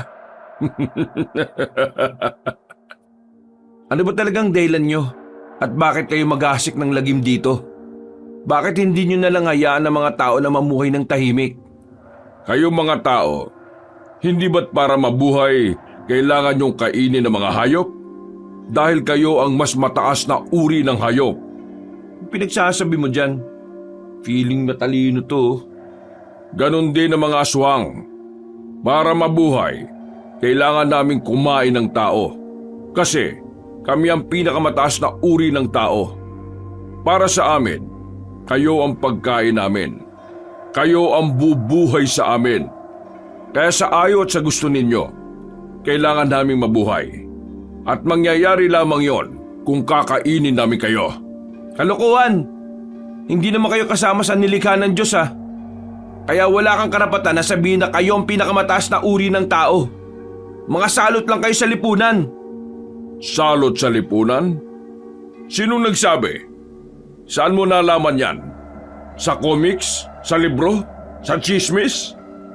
Napatingin si Renan sa gilid. Agad niyang kinuha ang malaking bato. Akmang ipapalo na sana niya yon sa kanyang kaharap pero biglang nawala ang matanda. Pagtingin niya, nasa ibabaw na yon ng bubong ng bahay. Binibigyan kita ng babala, iho. Umalis na kayo bago gumabi. Dahil mamaya, sisiklab ang kaguluhan. Maraming mapapahamak. Maraming mamamatay. Kaya habang may oras ka pa, umalis na kayo. Itong mga sinasabi ko sa iyo ay parte ng pasasalamat ko na iniligtas niyo ako. Tumalo na paalis sa matandang lalaki. Paika-ika itong naglakad paalis. Hindi na nagawa pang batuhin ni Rena ng supremo ng mga aswang nang may lumabas na iba pa sa gilid. Nakaramdam na siya ng takot kaya binitiwan na rin niya ang bato. Nagmamadali siyang makabalik sa kanilang bahay. Pero si Diego na lamang ang inabutan niya nang dumating siya roon. Nasaan si Uncle? Sinundo siya nila Romina. Kailangan ko mabigyan sila ng babala. Mamayang gabi, lulusob na ang mga aswang. Ano? Nakausap ko yung supremo ng mga aswang. Nagbigay siya sa akin ng babala. Mabilis na nilisan ng dalawa ang bahay na yon. Nagmamadali silang tumungo sa bahay ni Romina. Kahit na dumudugo na ang paa ni Renan dahil sa sugat nito, wala itong pakialam. Ang mahalaga lamang sa binata ay masundan at maihatid ang kanyang nais sabihin. Nang matanaw na nila ang bahay, mas binilisan nila ang kanilang takbo.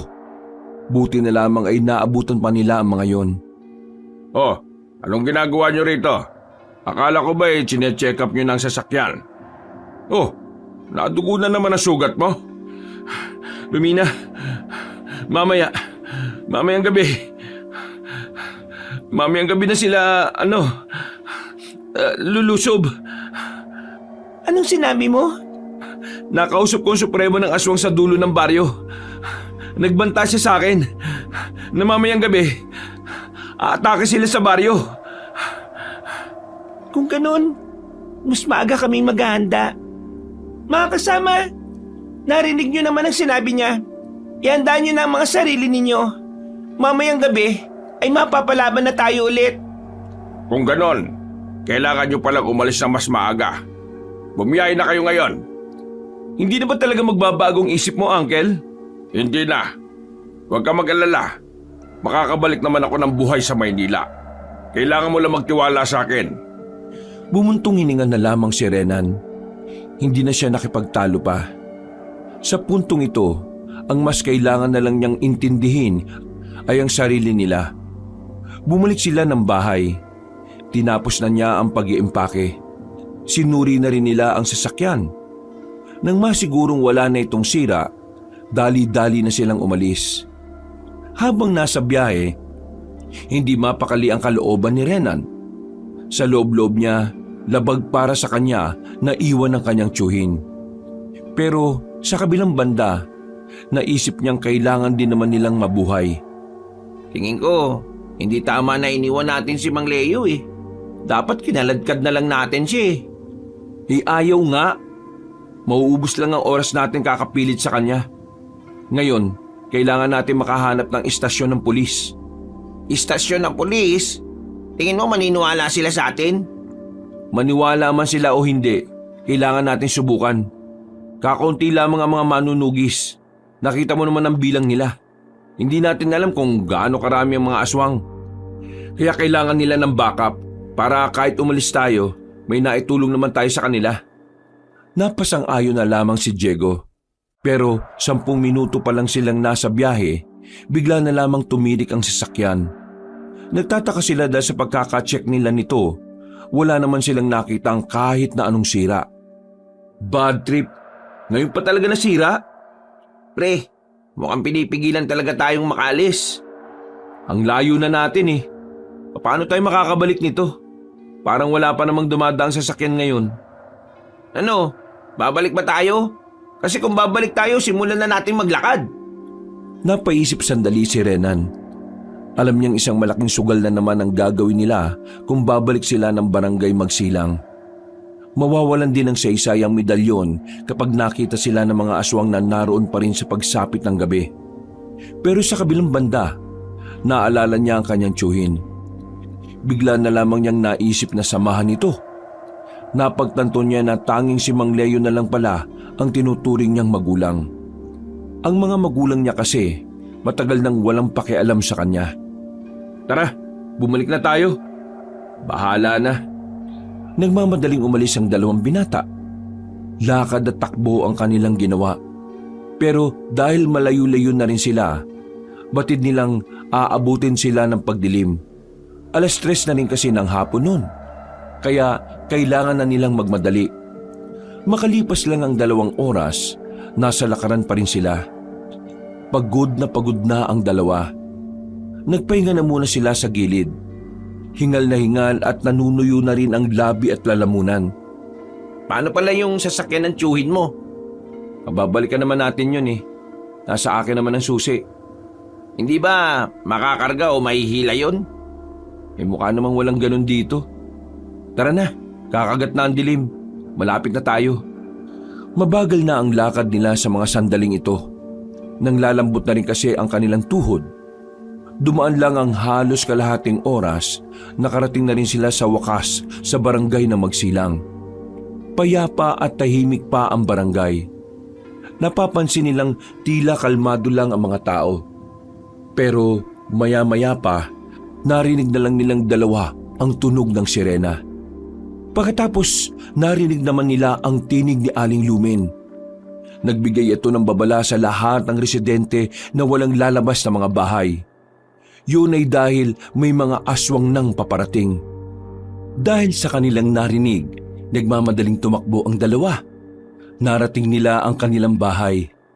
Naabutan nila si Mang Leo at Romina na naroroon. Gulat na gulat ang matandang doktor. Pero kalaunan ay nagpakita ito ng reaksyon ng pagiging konsumido. Pambihira naman buhay to. Bakit kayo narito? Akala ko nakalis na kayo. Alam niyo naman ngayong gabi darating ang mga aswang, di ba? Nasiraan kami ng sasakyan. Iniwan niyo yung sasakyan sa daan? Oo, Mang Leo. Kaya kami bumalik kasi sinyalis yun na dapat hindi ka namin iniwan. Iniwan niyo talaga yung sasakyan ko? Seryoso ba kayo? Wala namang magnanakaw dun eh. Pwede ba, Uncle? Mas isipin nyo na muna yung ngayon kaysa sa sasakyan nyo. Kaya nga kami bumalik dito para tulungan ka eh. Diyos ko, sakit niyo sa ulo. Pero dahil nandyan na rin naman kayo, wala na ako magagawa. Oh, eto. Gamitin niyo ang itak na ito. Itaga niyo lang yan ng itaga. Baka marami ang mga aswang. Sasapat ba ang bilang natin? Huwag kayong mag-alala. Nakausap namin ng ilang kakilala namin na may mga baril. Sasama sila ngayong gabi. Ang problemahin na lang natin ay yung Supremo at yung anak niyang si Ruel. Huwag kayong mag-alala. Kakayanin ko naman ang Supremo na yan. Patanda sa matanda. Uncle, doktor ka sa Maynila, hindi ka Supremo. Natawa na lamang si Mang Leo sa sinabi ni Renan. Makalipas pa ang ilang mga sandali, naganda na rin sila ng tuluyan nang kumagat na ang dilim sa paligid. Kasama na nila Renan ang mga manunugis. Ang ilan namang kakilala nila Romina ay kumalat sa bawat boundary ng barangay. Nakaabang lang sila at nakikiramdam. 8:00 na pero wala pa rin nagpaparamdam na aswang. Ngayon ba talaga sila aatake o baka nagkamali ka lang ng dinig? Anong tingin niyo sa akin, Bingi? Ngayon nga. Hindi kaya nakatunog sila na nakakalap tayo ng tao laban sa kanila? Pero wag pa ring pakampante.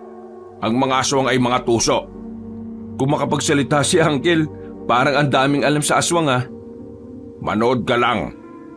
Mukhang may pasabog mamaya to si Mang Leo ah. Nagawa pa nilang magtawanan habang nakatago sila sa gilid. Nang sumapit na ang 10:00 ng gabi, ay lumabas na rin sila. Naisipan na lamang nilang maglibot-libot sa buong barangay. Nagbabaka sakali silang may mga makikita silang aswang. Pero bigo sila sa mga sandaling yon.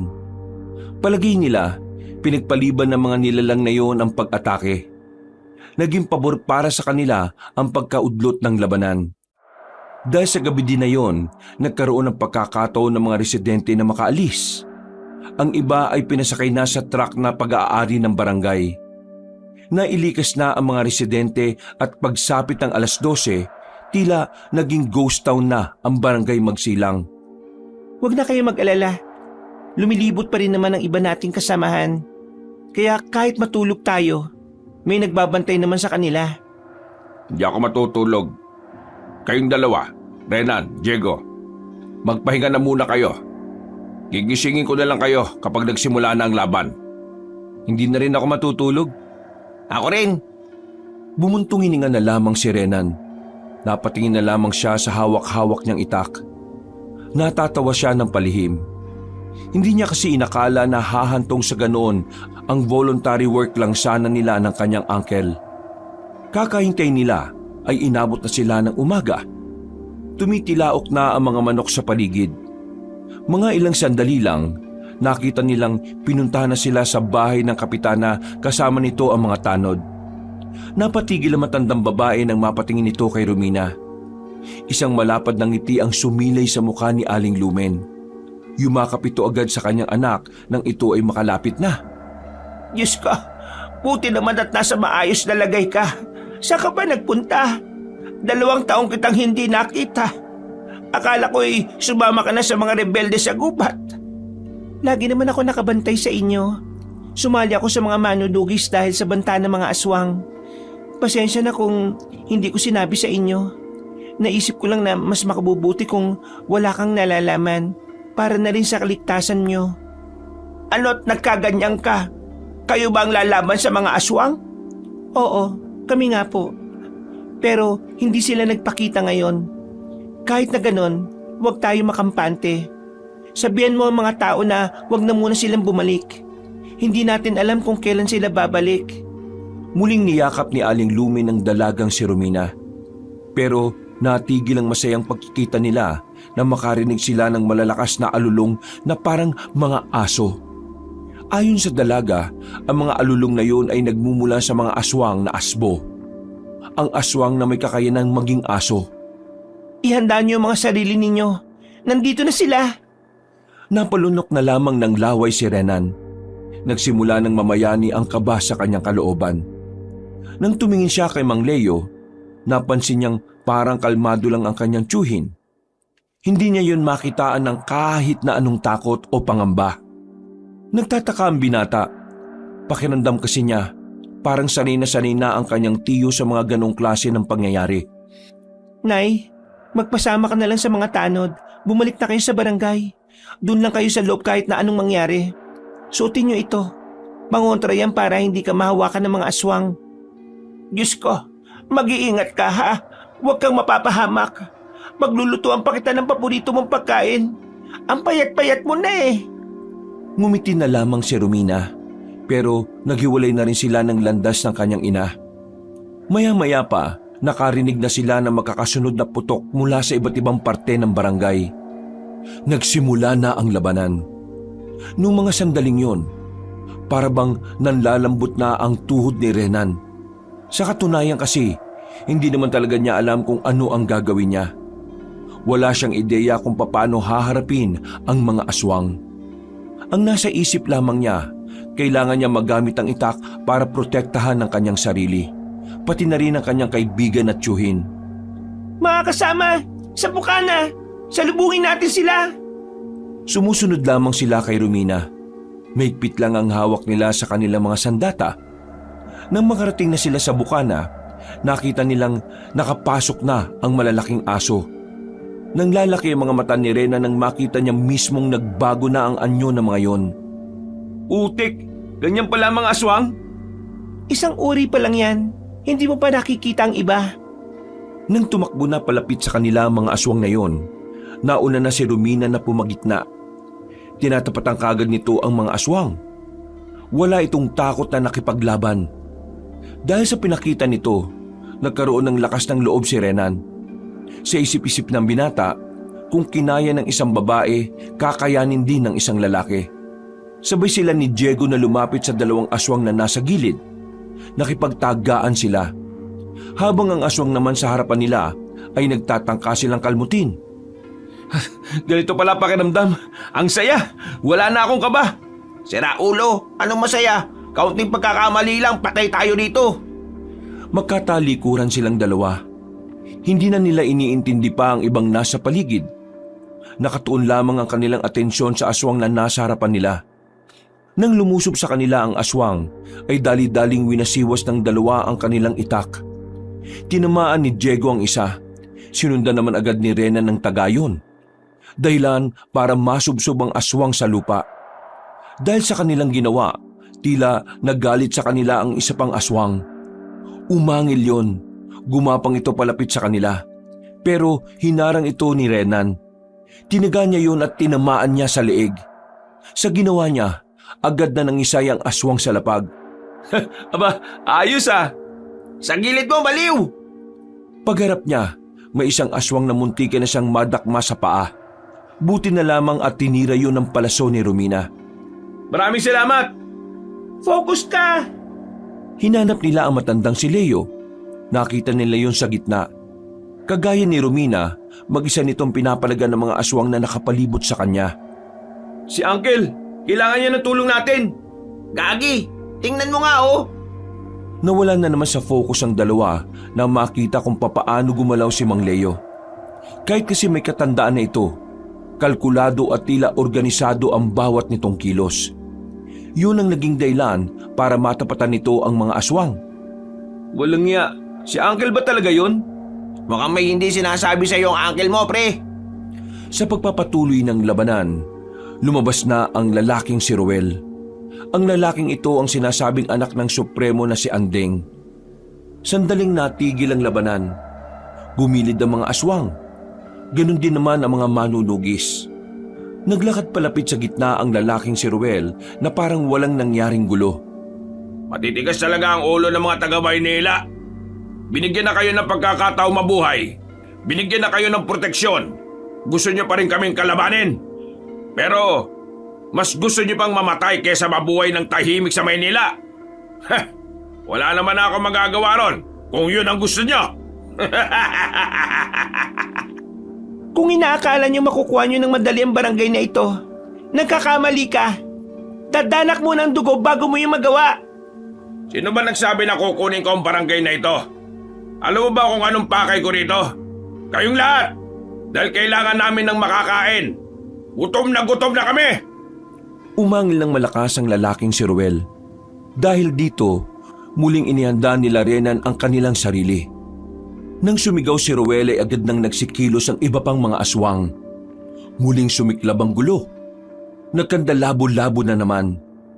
Pagtingin ni Renan, nakita niya si Ruel nakaharap ang dalagang si Romina. Kahit na babae ito, hindi may kakila na mahusay din itong makipaglaban. Napapangangan na lamang si Renan. Halatang halata kasi na talagang bihasa na si Romina na humarap sa mga aswang. Pre, okay ka lang? Nilapitan niya si Diego nang makita nitong tinamaan ng binata. Duguan na ang braso nito. Pero pangiti-ngiti lang si Diego sa sitwasyon na yon. Ayos lang ako, ano ka ba? Malayo to sa bituka. Saka ka mag-alala kapag malapit na. Napailag si Rena nang biglang may lumapit sa kanilang aswang. Agad naman itong tinaga ni Diego. Kahit nasugutan ito, hindi niya nakikita ng kahit na kaunting takot ng kanyang kaibigan.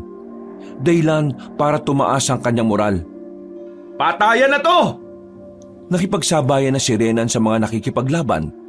Wala na siyang pakialam kung anong klase ng aswang ang lumapit sa kanya. Ang tanging nasa isip na lamang niya ay kung ano ang may tutulong niya sa laban na yon. Uncle, ayos ka lang ba? Ako ba ba tinatanong mo? Walang ya. Ang galing-galing mo makipaglaban ah. Doktor ka ba talaga? Mamaya ko na sa ikukwento. Sa ngayon, makipagbakbakan na muna tayo. Nagdikita na silang tatlo. Walang makalapit na aswang sa kanila dahil sa ganda ng kanilang porma. Habang si Romina naman, kitang-kitang dihado ito sa laban.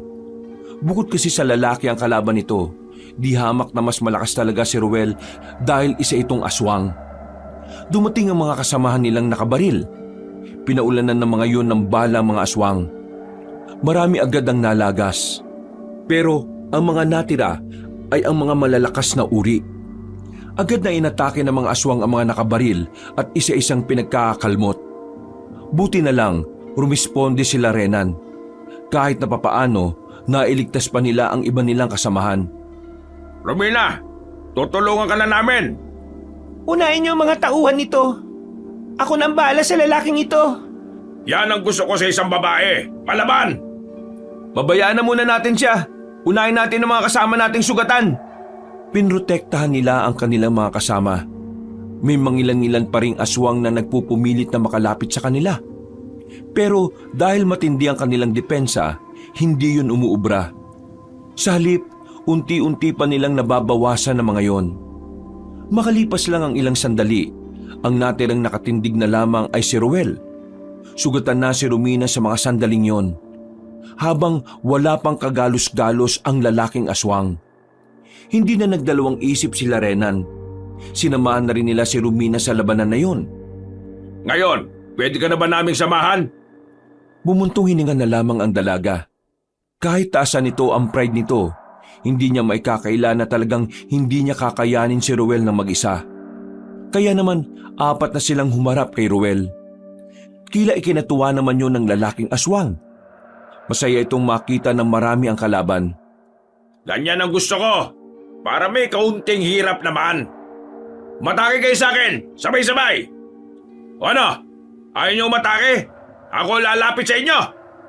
Parang mabangis na hayop na gumapang si Ruel. Lumundag ito sa kanilang harapan. Muntikan na nitong madakma si Diego, pero humarang si Mang Leo. Hinagupit nito ng hawak-hawak na itak ang binata. Tinamaan si Ruel sa bandang dibdib. Dahilan para dumistansya muna ito ng bahagya. Nanlalaki ang mga mata ni Ruel. Hindi nito inaasahan na magagawa yun ng isang doktor lang sa isang aswang na tulad niya. Sino ka ba? Hindi ko na kailangan magpakilala pa sa'yo. Tinatanong kita, sino ka? Muli itong sumugod at sa pagkakataon na ito, tinamaan na si Renan sa braso. Tumalsik ang binata, pero agad din naman itong nakabangon. Mas nag-alala si Renan nang si Diego na ang isunod nito. Diego! Nakita na lamang ni Renan nang tumakbo ang kanyang uncle palapit doon. Humarang ito sa harapan ni Diego. Pinansalag nito ang hawak-hawak na itak. Sinamantala naman ni Romina ang pagkakataon. Tumakbo ito ng mabilis at saka tinarak ang itak kay Ruel. Pero sa kasamaang palad, nakailag ang lalaki. Kaya naman sa bandang balikat lang nito tinamaan si Ruel. Mang Leo, ngayon na! Walang sinayang na pagkakataon si Mang Leo. Buong puwersa itong lumapit kay Ruel. Hinataw niya ng itak ang lalaki sa leeg. Matagumpay niya naman itong tinamaan.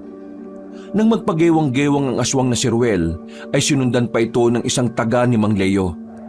Sumunod na rin si Diego. Ganon din si Renan. Tinadtad nila ng taga si Ruel hanggang sa tuluyan na itong mapahiga.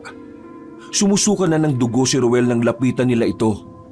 Masama pa rin ang tingin nito sa kanila. Nanlilisik ang mga mata. Marami ka bang kakaining bigas? Malayo ka pa sa level ng isang pagiging supremo. Magbabayad kayo sa ginawa nyo. Magbabayad kayo! Ilang segundo lang, tuluyan ang nalagutan ng hininga si Ruel. Agad nilang sinunog ang katawan nito kasama ang iba pang bangkay ng aswang. Ayos lang ba kayo, Uncle? Ikaw lang ang walang galos ha. Ang mahalaga ngayon, walang nawatay sa mga kasama natin. Kailangan na natin silang dalhin sa barangay hall. Kailangan nilang magamot. Pinagtulungan nilang madala sa barangay hall ang mga kasamahan nilang sugatan. Inihiga nila sa mahabang lamesa ang mga kasama nila. Ang iba ay sa sahig na lang dahil wala namang sapat na espasyo. Naging abala sila noong mga sandaling yon. Para bigyan ng paunang lunas sa mga manunugis at ang ilan pang Naging abala sila noong mga sandaling yon para bigyan ng paunang lunas ang mga manunugis at ang ilan pang tumulong. Mag-uumaga na nang matapos na silang lahat. Hapong-hapo ang matandang si Leo. Habang si Rena naman ay nanghihina na rin. Napasandal na lamang sila sa pader at napatingin sa malayo.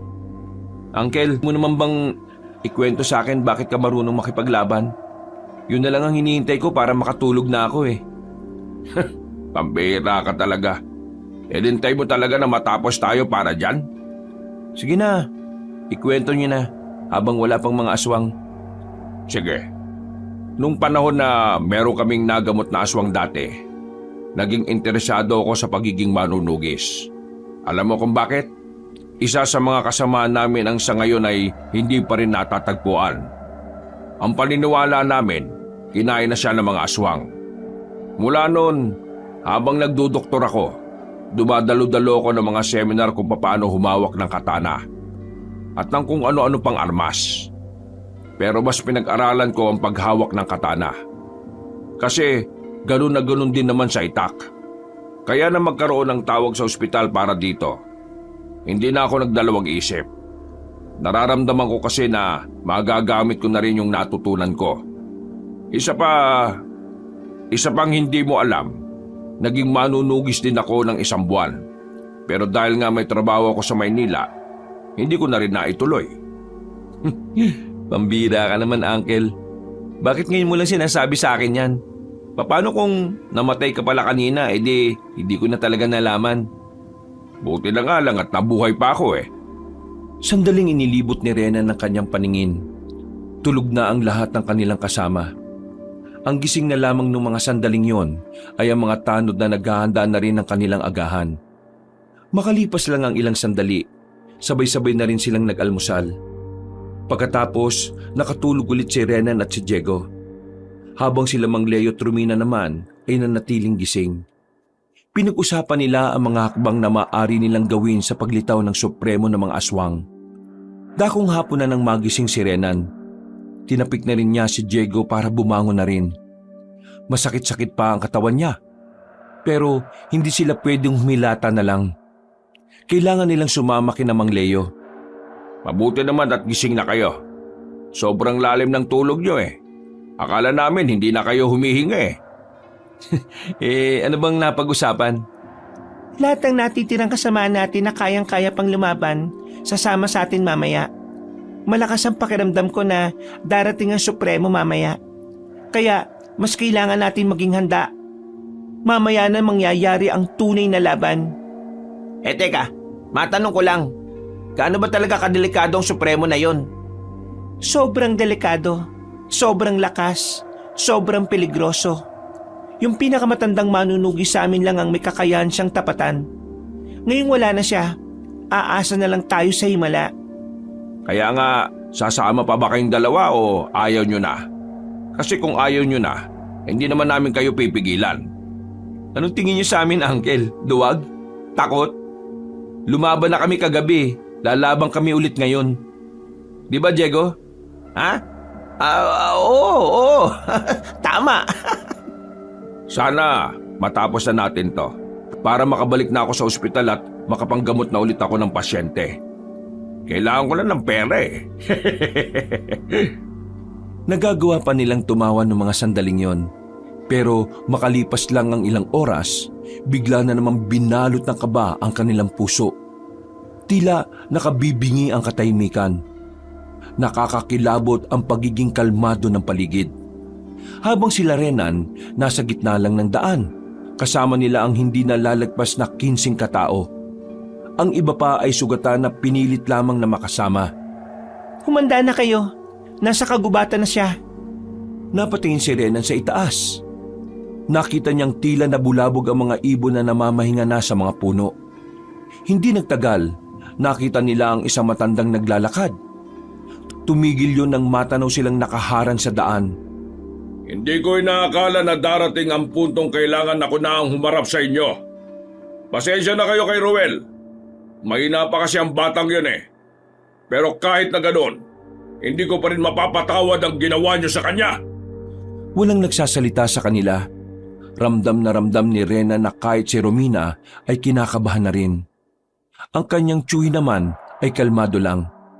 Mga taga Maynila, anong pumasok sa utak niyo at bakit mas pinili niyong kalabanin ng mga aswang kaysa umuwi na lang ng mapayapa? Sinayang niyo lang ang proteksyon na binigay ko. Ako ang gumamot sa iyo. Pero hindi ako tatanggap ng kahit anong kapalit mula sa kampo ng kadiliman na kagaya mo. Kung ganon, wala akong magagawa kundi ang idamay kayo sa laban na ito. Pasensyahan na lang tayo. Humanda na kayo. Unti-unting nagpalit ng anyo ang matandang si Mang Andeng. Pumuti ang buong katawan nito at nagkaroon ng mahaba at itim na dila. Meron din itong pakpak na parang kulay ube. Umusli ang buto sa siko at balikat. Hindi na rin makilala ang mukha nito dahil tila nagmukha na itong bungo. Akala niyo ba'y matatalo niyo ako? Wala na sa mundong ito ang may kakayahang makapas lang sa akin. Kaya ang talunin ako ay parang sumusuntok na lang kayo sa buwan. Unti-unti nang naglakad ang supremo ng mga aswang. Pinagbababarilyo ng iba nilang kasamahan. Pero sa hindi maipaliwanag na dahilan, nagagawang makailag na matanda. Nagulat na lamang sila nang lumipad ito ng mabilis patungo sa kanilang likuran. Pinagpapapas lang ni Mang Andeng ang mga may hawak ng baril. Sa isang iglap lang, nalagas ang mga kasamahan nila Renan. Dahil dito, nagsimula ng dumaloy ang takot sa kanilang sistema. Kahit si Romina na inaasahan nilang mangunguna sa laban na yon, tila nanlalambot na rin ang tuhod. Bakit kayo natutulala? Wala ba kayong gagawin? O baka naman gusto niyong ako na lang ulit ang lalapit sa inyo? Ako ang harapin mo. Kapag napaslang mo ako, saka mo sila isunod. At sino ka naman para diktahan ako sa gusto kong gawin? Papaslangin ko kahit sinong gusto ko! Muling lumipad si Mang Andeng patungo sa kanila. Akmang dadagitin ito si Romina pero buti na lang ay nahila ito ni Renan. Wala na kayong takas ngayon! Ihahatid ko na kayo sa impyerno! Tumalon ang aswang sa harapan ni Renan. Sinakal nito ang binata. Agad namang lumapit si Mang Leo para tagain ang matanda. Tinamaan niya yon sa bandang batok. Pero sa kasamaang palad, parang hindi man lang yon tinablan. Marahang lumingon sa kanya si Mang Andeng. Agad nitong sinakal si Mang Leo. Pero agad na nakaisip ng paraan si Mang Leo para makakawala siya agad. Tinaga niya ang hita ni Mang Andeng, kung saan naroon ang dating bukol na tinanggal niya. Nabitiwan siya ng aswang na makaramdam ito ng sakit. Kahit na wala ka ng bukol sa hita mo, hindi pa rin gumagaling ang sugat yan. Pangkaraniwang sinulid lang ang ginamit kong pantahi dyan. Talagang sinusubukan mo kung matandang Manilenyo ka! Lumipad si Mang Andeng. Mabilis itong lumapit patungo kay Mang Leo. Pero nagawa yung ilaga na matanda. Sa halip, nagawa pa ni Mang Leo na patamaan si Mang Andeng. Dahil dito, mas lalong nanggalaiti sa kanya ang supremo ng mga aswang. Para na itong mababaliw sa galit. Mang Leo, kailangan nating sirain ang mentalidad niya. Nawawala siya sa focus kapag masyado siyang emosyonal. Ako nang bahala dyan. Protektahan niyo lang ako. Anong gagawin mo? Hoy, Supremo! Wala ka nang natitirang pamilya. Pinaslang na naming lahat. Kapag manalo ka man ngayon, wala ka pa rin pamilya. Kawawa ka naman.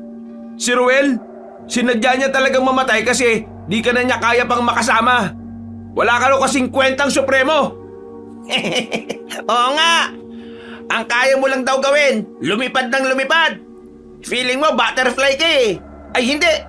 Isa kang ipis. Ipis lang ang turing sa'yo ng mga kalahi mo. Kasi nga, matanda ka na. Akala nyo mainis nyo ako sa mga pambata nyong pangasar? Manigas kayo! Alam mo ba kung ano ang mas nakakainis? Kami mga taga Maynila ang pumaslang sa Rowel mo. Tila naging epektibo ang sinabi niyo ni Mang Leo. Nakita niyang triple ang galit nito sa kanila. Umangil to ng malakas. Para na itong mababaliw sa sobrang galit. Pagbabayaran niyo ang ginawa niyo sa kanya! Lalo na kayong mga sampit sa probinsyang ito! Lumipad ulit si Mang Andeng sa kanila. Sa pagkakataong ito, nahawakan na nito si Mang Leo. Dinakma nito sa liig si Mang Leo at saka pinagsusuntok sa muka. Nang subukan naman ni Rena na tulungan ng kanyang tiyo, siya naman ang napagbuntungan nito. Kinalmot siya ni Mang Andeng. Naisalag niya ang kanyang braso. Agad namang umagos ang dugo mula roon. Sinipa rin siya ng malakas kaya tumilapon siya. Si Diego naman hindi na rin makagalaw. Lalapitan na sana ito ni Mang Andeng nang biglang dumating si Romina. Hinataw ng itak ng dalaga ang matandang aswang. Pero hinawakan lang ni Mang Andeng ang patalim niya. Galit na galit itong sinampal ng malakas ang dalaga. Tumalsik ito at saka sumadsad pa sa lapag. Hindi pa nakontento si Mang Andeng. Tatapakan na sana nito ang ulo ni Romina. Pero si Diego naman ang umatake. Tinaga niya sa bandang puweta ng aswang. Dahil dito ay nakaramdam ng hapdi si Mang Andeng. Pagharap nito, kinalmot din nito si Diego. Ang binata na mismo ang tumakbo palayo bago pa masundan ng kalmot sa kanya. Ang kapal ng mukhang magtabang-tapangan sa harapan ko! Muling nakabangon si Mang Leo. Kahit na iika-ika ito, pinagpatuloy nito ang pangaasar sa aswang.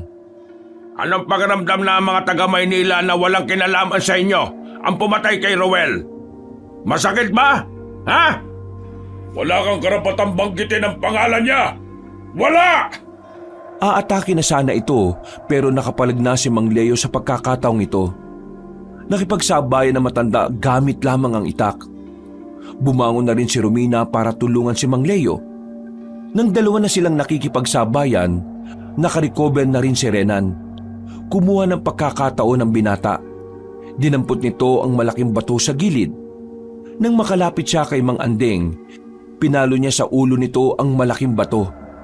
Sa pagkakataong ito, napansin nilang nahilo na ang matandang aswang. Hindi pa nakontento si Renan. Sinundan niya pa ulit ng malakas na pagpalo. Pero sa pangatlong beses, nahawakan na ni Mang Andeng ang bato. Ipapalo sana nito ang bato kay Renan, pero buti na lang ay nakagawa ng paraan si Romina. Tinusok niya ng itak ang pagitan ng hita ni Mang Andeng. Dahil dito, napaatras ang aswang. Hindi naman nag-aksaya ng oras si Diego. Tinaga niya si Mang Andeng sa hita. Napaluhod ang isa nitong tuhod. Hindi na nagsayang ng pagkakataon si Mang Leo. Tinaga na niya ang supremo sa liig. Dahil dito, napatayo ulit ang aswang at napaatras. Nanlalaki ang mga mata nitong nakatingin sa kanila. Hindi ako makakapayag na ang mga mahihinang nilalang lang ang makakapatay sa akin! Hindi! Tanggapin mo na ang katotohanan na ang mahihina mong tinuturing ang makakapuwing dyan sa malaki mong mata! Magpaalam ka na sa mundong ito. Matanda ka na. Kailangan mo na magpahinga. Buong puwersang tinaga ni Romina ang matandang aswang sa liig. Napapikit na lamang si Renan nang gumulong ang ulo ni Mang Andeng sa lapag. Hingal na hingal ang babae. Napaupo na lang din ito sa sahig. Ang inakala kasi ng dalaga na hindi nila matatalo, nagawa nilang patayin kahit pamuntik-muntikan na rin silang mamatay. Ang galing ninyo. Nagawa natin. Akala ko talaga katapusan na natin kanina eh. Nagawa nating lahat dahil hindi tayo sumuko. Nagdatingan na ang mga tanod ng mga sandaling yon. Sinunog nila ang katawan ng matandang aswang. Siniguro nilang magiging abo na ito bago nila yon iwanan. Kinaumagahan, hapong-hapo ang katawan nila. Maghapon silang nagpahinga sa barangay hall. Paggising nila ay masarap na hapunan ang inihanda ni Kapitana. Nagkaroon sila ng salo-salo. Kinabukasan naman, nagkaroon din sila ng palibing para sa mga kasama nilang hindi pinalad. Ganun pa man, kahit na papaano, masaya na rin sila Romina dahil sa wakas, malalagay na rin sa katahimikan ang barangay magsilang. Samantala, Ngayong tapos na ang kaguluhan, kinailangan na ring umuwi nila Mang Leo. Hindi man naging maganda para sa kanila ang naging karanasan doon. Itinuring na lamang nilang aral ang lahat ng nangyari. Uuwi sila sa Maynila na dala-dala ang kakaibang karanasan. Karanasan na itatago na lamang nila dahil alam nila na kapag nasa Maynila na sila, wala naman ni isa ang maaaring maniwala sa kanila. Habang nasa biyahe, hindi maiwasang matawa na lamang si Mang Leo. Ang simpleng manggagamot nalagay sa adventurous na karanasan. Nag-enjoy nga ako dun eh. Nag-enjoy? Sa ating lahat, ikaw itong palaging munti ka na mamatay. Paano? Lagi kasing nakatulala. Hindi bale. Pagbalik natin ng Maynila ililibre ko kayo kahit na saan nyo gusto. Ibibili ko rin kayo ng cellphone. Uy! Ayos! Only porn! Yan talaga ang una mong naisip Nagtawanan na lamang sila noong mga sandaling yon. Sa kalagitnaan ng kanilang tawanan, bigla na namang nagparamdam ng sira ang sasakyan. Buti na lamang ay meron silang nadaanan na talyer at doon nila pinaayos. Kabadong malala ang tatlo dahil akala nila maaabutan na naman silang tumirik sa gitna ng madilim na daan. Nakauwi naman ng maayos ang tatlo at nagsimula na rin bumalik sa normal nilang buhay. Meron pa rin namang silang kontak kay Romina at kay Aling Lumeng. Dahil mula nang mangyari ang labanan, tila naging pamilya na rin nila ito. Napapangiti na lamang si Renan. Hindi niya inakala na mangyayari ang lahat ng yon. Ngayong nakabalik na siya ng Maynila, ang iisipin na lamang niyang maayos ay ang kanyang relasyon sa kanyang mga magulang. Handa na siyang tanggapin kung anuman ang buhay na kanyang tatahakin kasama ang kanyang nag-iisang pamilya. Wakas,